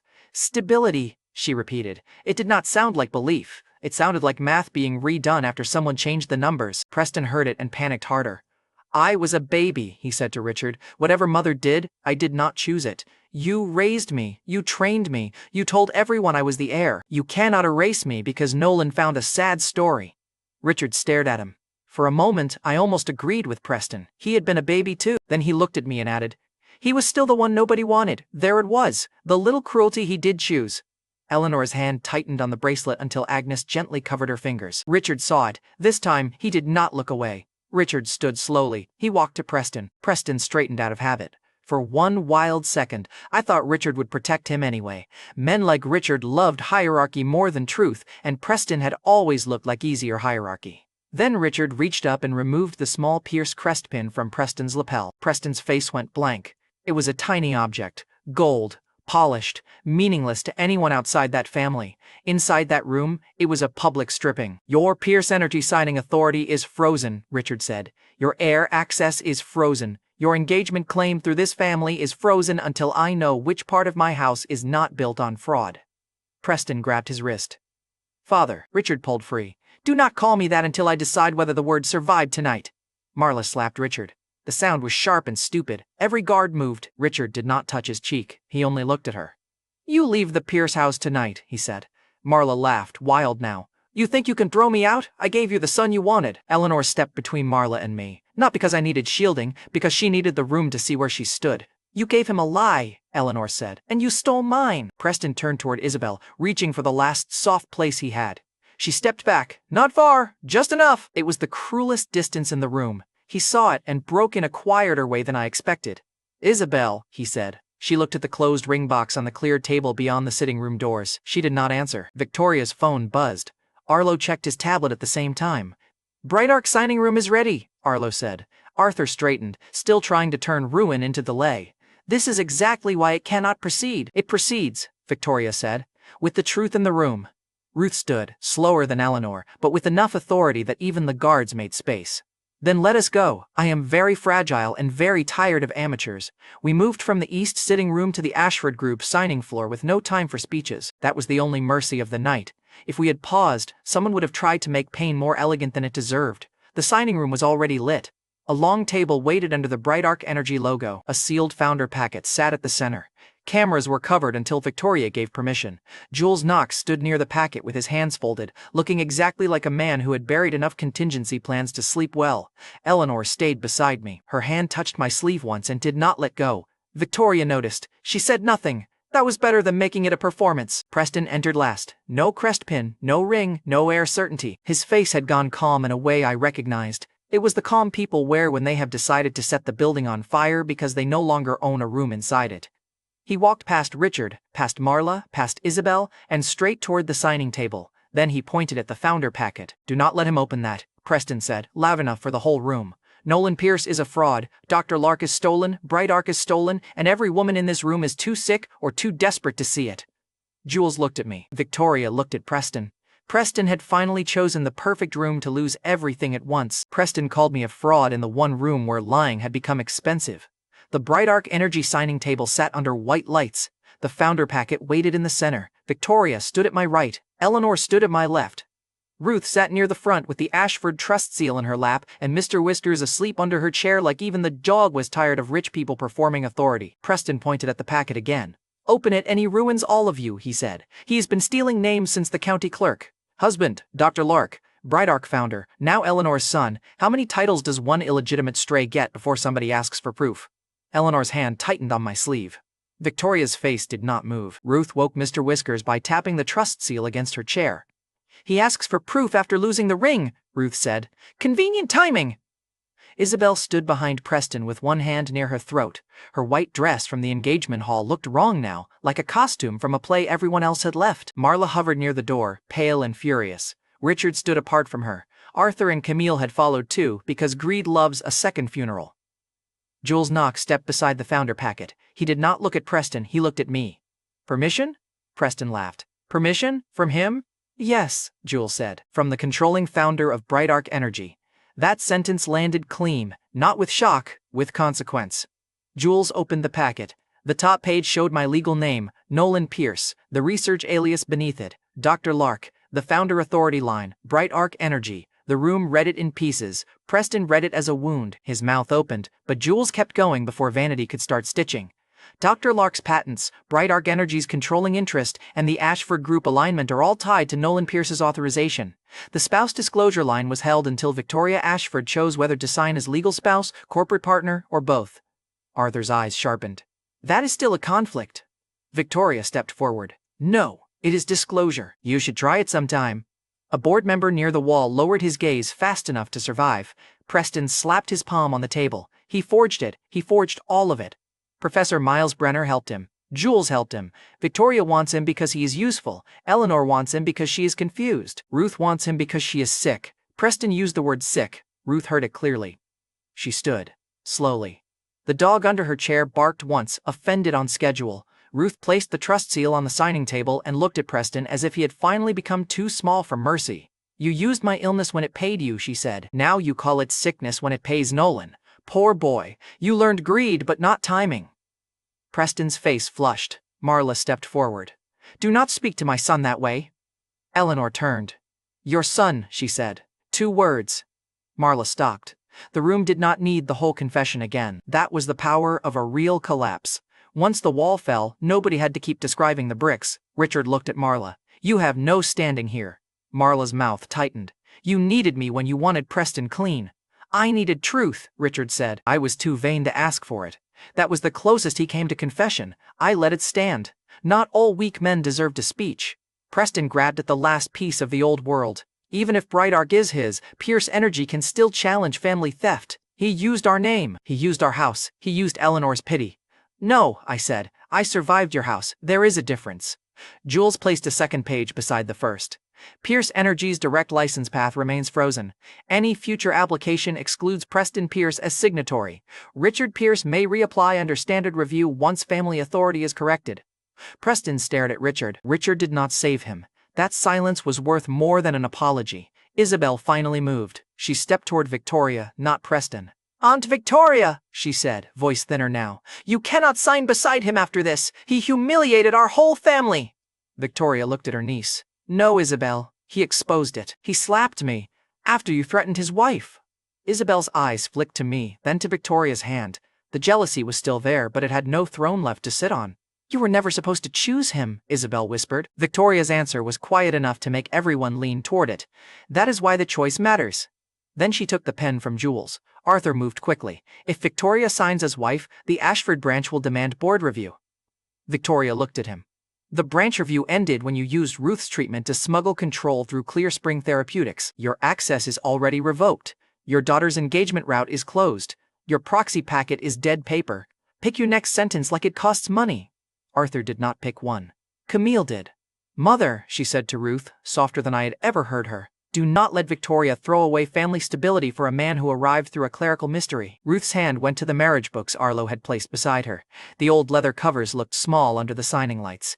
Then Ruth looked at Mr. Whiskers. The dog yawned. Victoria's face tightened. Ruth! Ruth was not looking at the dog anymore. She was looking through the room, past the lights, past the signing table, back toward a night none of us had been allowed to remember cleanly. It was raining, Ruth said. Nobody moved. Victoria set the pen down. Ruth's voice stayed soft, but the softness did not weaken it. Solace 9 had not made her young. It had not made her memory perfect. It had simply opened a locked door long enough for the truth to step through. Victoria came to me with blood on her sleeve, Ruth said. Nolan was with her. He kept saying he was not family, so he should not be in the room. Stubborn boy, always trying to leave before people can owe him. My throat tightened. A flash crossed my mind. Rain on county steps, a black cat under a parked car. Victoria's hand gripping my sleeve so hard her nails cut skin. I had carried that memory as a bad dream from a night I thought belonged to a street fight and too little sleep. Ruth kept speaking. Arthur's branch had a vote ready, she said. They wanted Victoria called unstable after the crash. They wanted the trust line moved before I could stop it. They thought unmarried meant easier to isolate, easier to replace. Arthur's face went gray. Camille whispered, Mother, stop. Ruth did not. I told Victoria a husband outside their branch would block the fastest knife. She said no. Nolan said absolutely no. Then the cat ran under the car and Victoria nearly climbed him like a tree. A terrible, inappropriate laugh escaped Arlo. Victoria turned red at the ears. Even then, even there, the room needed the small ridiculous truth more than another legal explanation. Ruth smiled faintly. He called her bossy, she called him impossible. I said those were vows with less decoration. Victoria's eyes moved to me, the memory sharpened by pieces. Stonebridge County Clerk's office after hours, not through a bribe, but through Ruth Ashford's ability to make public servants fear disappointing her. 2 signatures, Victoria saying clear and furious, this changes nothing. Me answering, good, I like my disasters temporary. Ruth laughing like she had planned 3 generations around our spite, then headlights. Glass. A scream. Waking up days later with bruised ribs, no county memory, and Marla telling me I had gotten into a fight because that was the only explanation anyone expected from me. Victoria touched her wrist. I saw it then, the old faint scar near her watch. She remembered too. Not all at once. Enough. Ruth looked at Arthur. I hid the books because you were still hunting for the weakness. I let the marriage sleep until it could protect her again. Then Nolan walked into the clerk's office like fate had finally learned punctuality. Arthur tried to speak. Victoria stopped him without looking. Arlo. Arlo stepped forward. Arthur and Camille Ashford are removed from all Bright Arc, Solace 9 and Ruth Trust adjacent access pending board action already authorized. Security can escort them whenever you give the word. Victoria looked at Arthur. Word, she said. Security moved. Arthur did not fight. Camille did not beg. They understood boards, trusts, and access. They understood being cut out more clearly than shame. As they were escorted out, Camille looked at Isabel. Isabel looked away. That was one path closed. Preston watched Arthur lose access and made the mistake of thinking noise could still work. So the whole marriage came from panic, he said. A crash, a sick old woman's scheme, and 2 people who did not even remember. That is your grand romance? I looked at him. No, that was the first signature.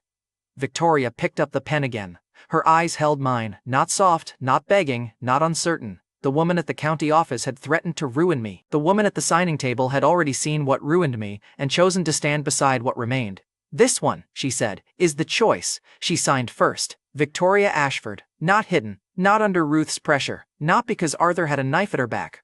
Beside the spouse disclosure line, she wrote her name with the same cold precision she used to cut men out of boardrooms. Then Jules turned the packet toward me. I signed.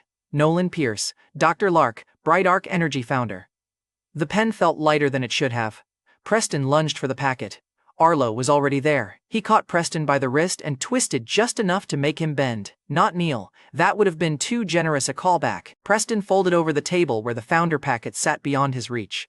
Careful, I said. You are standing near documents you cannot afford, Arlo muttered. I enjoyed that, professionally.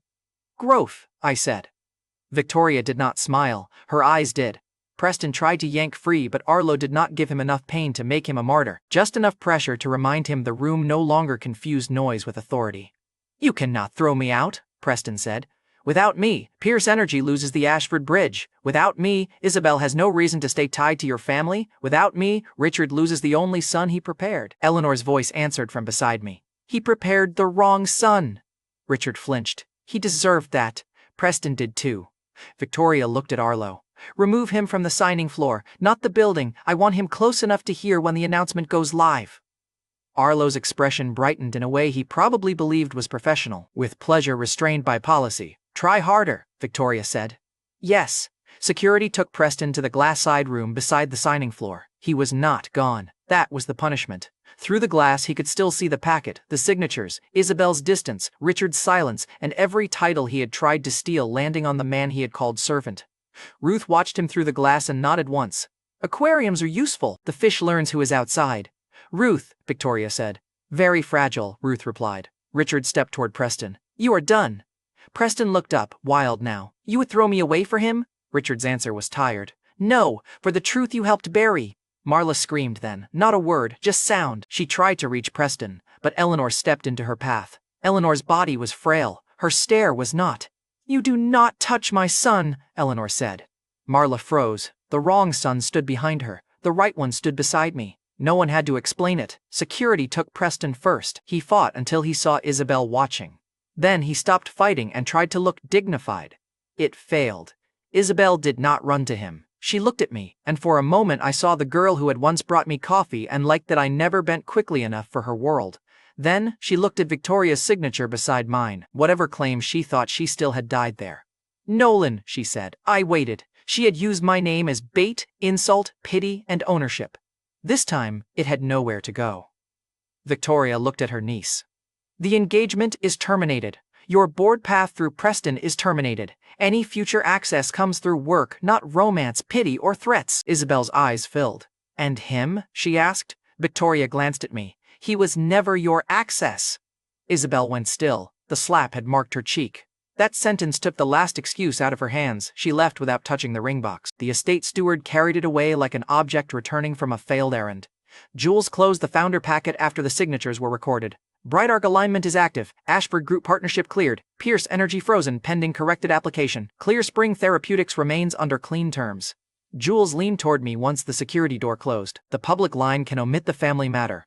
No, Victoria said before I could answer. The public line states Bright Arc Energy and Ashford Group signed after full disclosure. No lies, no euphemisms, no polite fog for people who used fog as a weapon. Jules looked at me. I nodded. That was the difference between secrecy and privacy. Secrecy had fed Preston. Privacy had protected Ruth until she could remember. We were done feeding the wrong one. No long report, no technical lecture, just consequences stacked in plain language. Preston lost the Dr. Lark fantasy. Isabel lost the bride path. Arthur and Camille lost Bright Arc and Solace. 9 access. Marla lost the right to call cruelty motherhood. Richard lost the comfort of pretending silence was not a choice. Eleanor kept holding my sleeve. Ruth looked satisfied enough to outlive all of them. Then she reached into Arlo's leather case and pulled out a folder I had hoped never to see again. The divorce draft. Arlo blinked at Ruth. That was secured. Poorly, Ruth said. Victoria looked at the folder. So did I. Ruth held it out between us. This document has bad manners. I took one side. Victoria took the other. For a second, neither of us pulled. Then Victoria said, No loophole. I remembered the hospital bed. Ruth's weak finger. The lie that had become less false every time someone tried to use it against us. No loophole, I said. We tore the draft in half. Ruth clapped once. Mr. Whiskers barked because applause was apparently contagious. Arlo looked pained. I will need to update several files. You love files, I said, not emotional ones. Victoria looked at the torn paper in my hand. You can still leave if you want. She said it quietly. Only I heard the cost. That was Victoria's way. She could claim me in front of her room, cut off a branch of her family, and sign beside me under lights. But when the real choice arrived, she offered the exit cleanly. I looked around the signing room, at Eleanor, who had fed me before she knew why, at Ruth, who had weaponized eggs, dogs, memory, and trust law with equal enthusiasm, at Jules, who looked relieved enough to hide it, at Arlo, who still suspected me and somehow belonged in the room because of it, at Victoria, the woman they had called my nobody wife, standing under the bright arc lights with her signature beside mine. I had spent most of my life being placed near doors, servant side, Garden door, hospital doorway, family edge, the cheap place where people put a body they might need later but did not want to claim. I looked at the torn divorce draft, then I dropped my half into the trash beside the signing table. I already left the servant's side, I said. I am not going back. Victoria's face did not soften, it steadied. That was better. She dropped her half of the draft after mine. Ruth leaned toward Eleanor and whispered loudly, I told you husbands look useful in dark suits. Eleanor laughed. It was small, tired, and broken around the edges. It was also the first time I had ever heard her laugh without checking whether Marla approved. I stood at the Bright Arc signing table with Victoria Ashford beside me, Eleanor Pierce's hand on my arm, Ruth Ashford's trust seal in front of us, and Dr. Lark's name finally attached to my own where everyone could see it. The people who mocked my wife had watched her sign beside me. The people who called me a servant had watched the air seat move under their feet, and for once, no one in the room asked where I belonged. They had all just seen me choose it.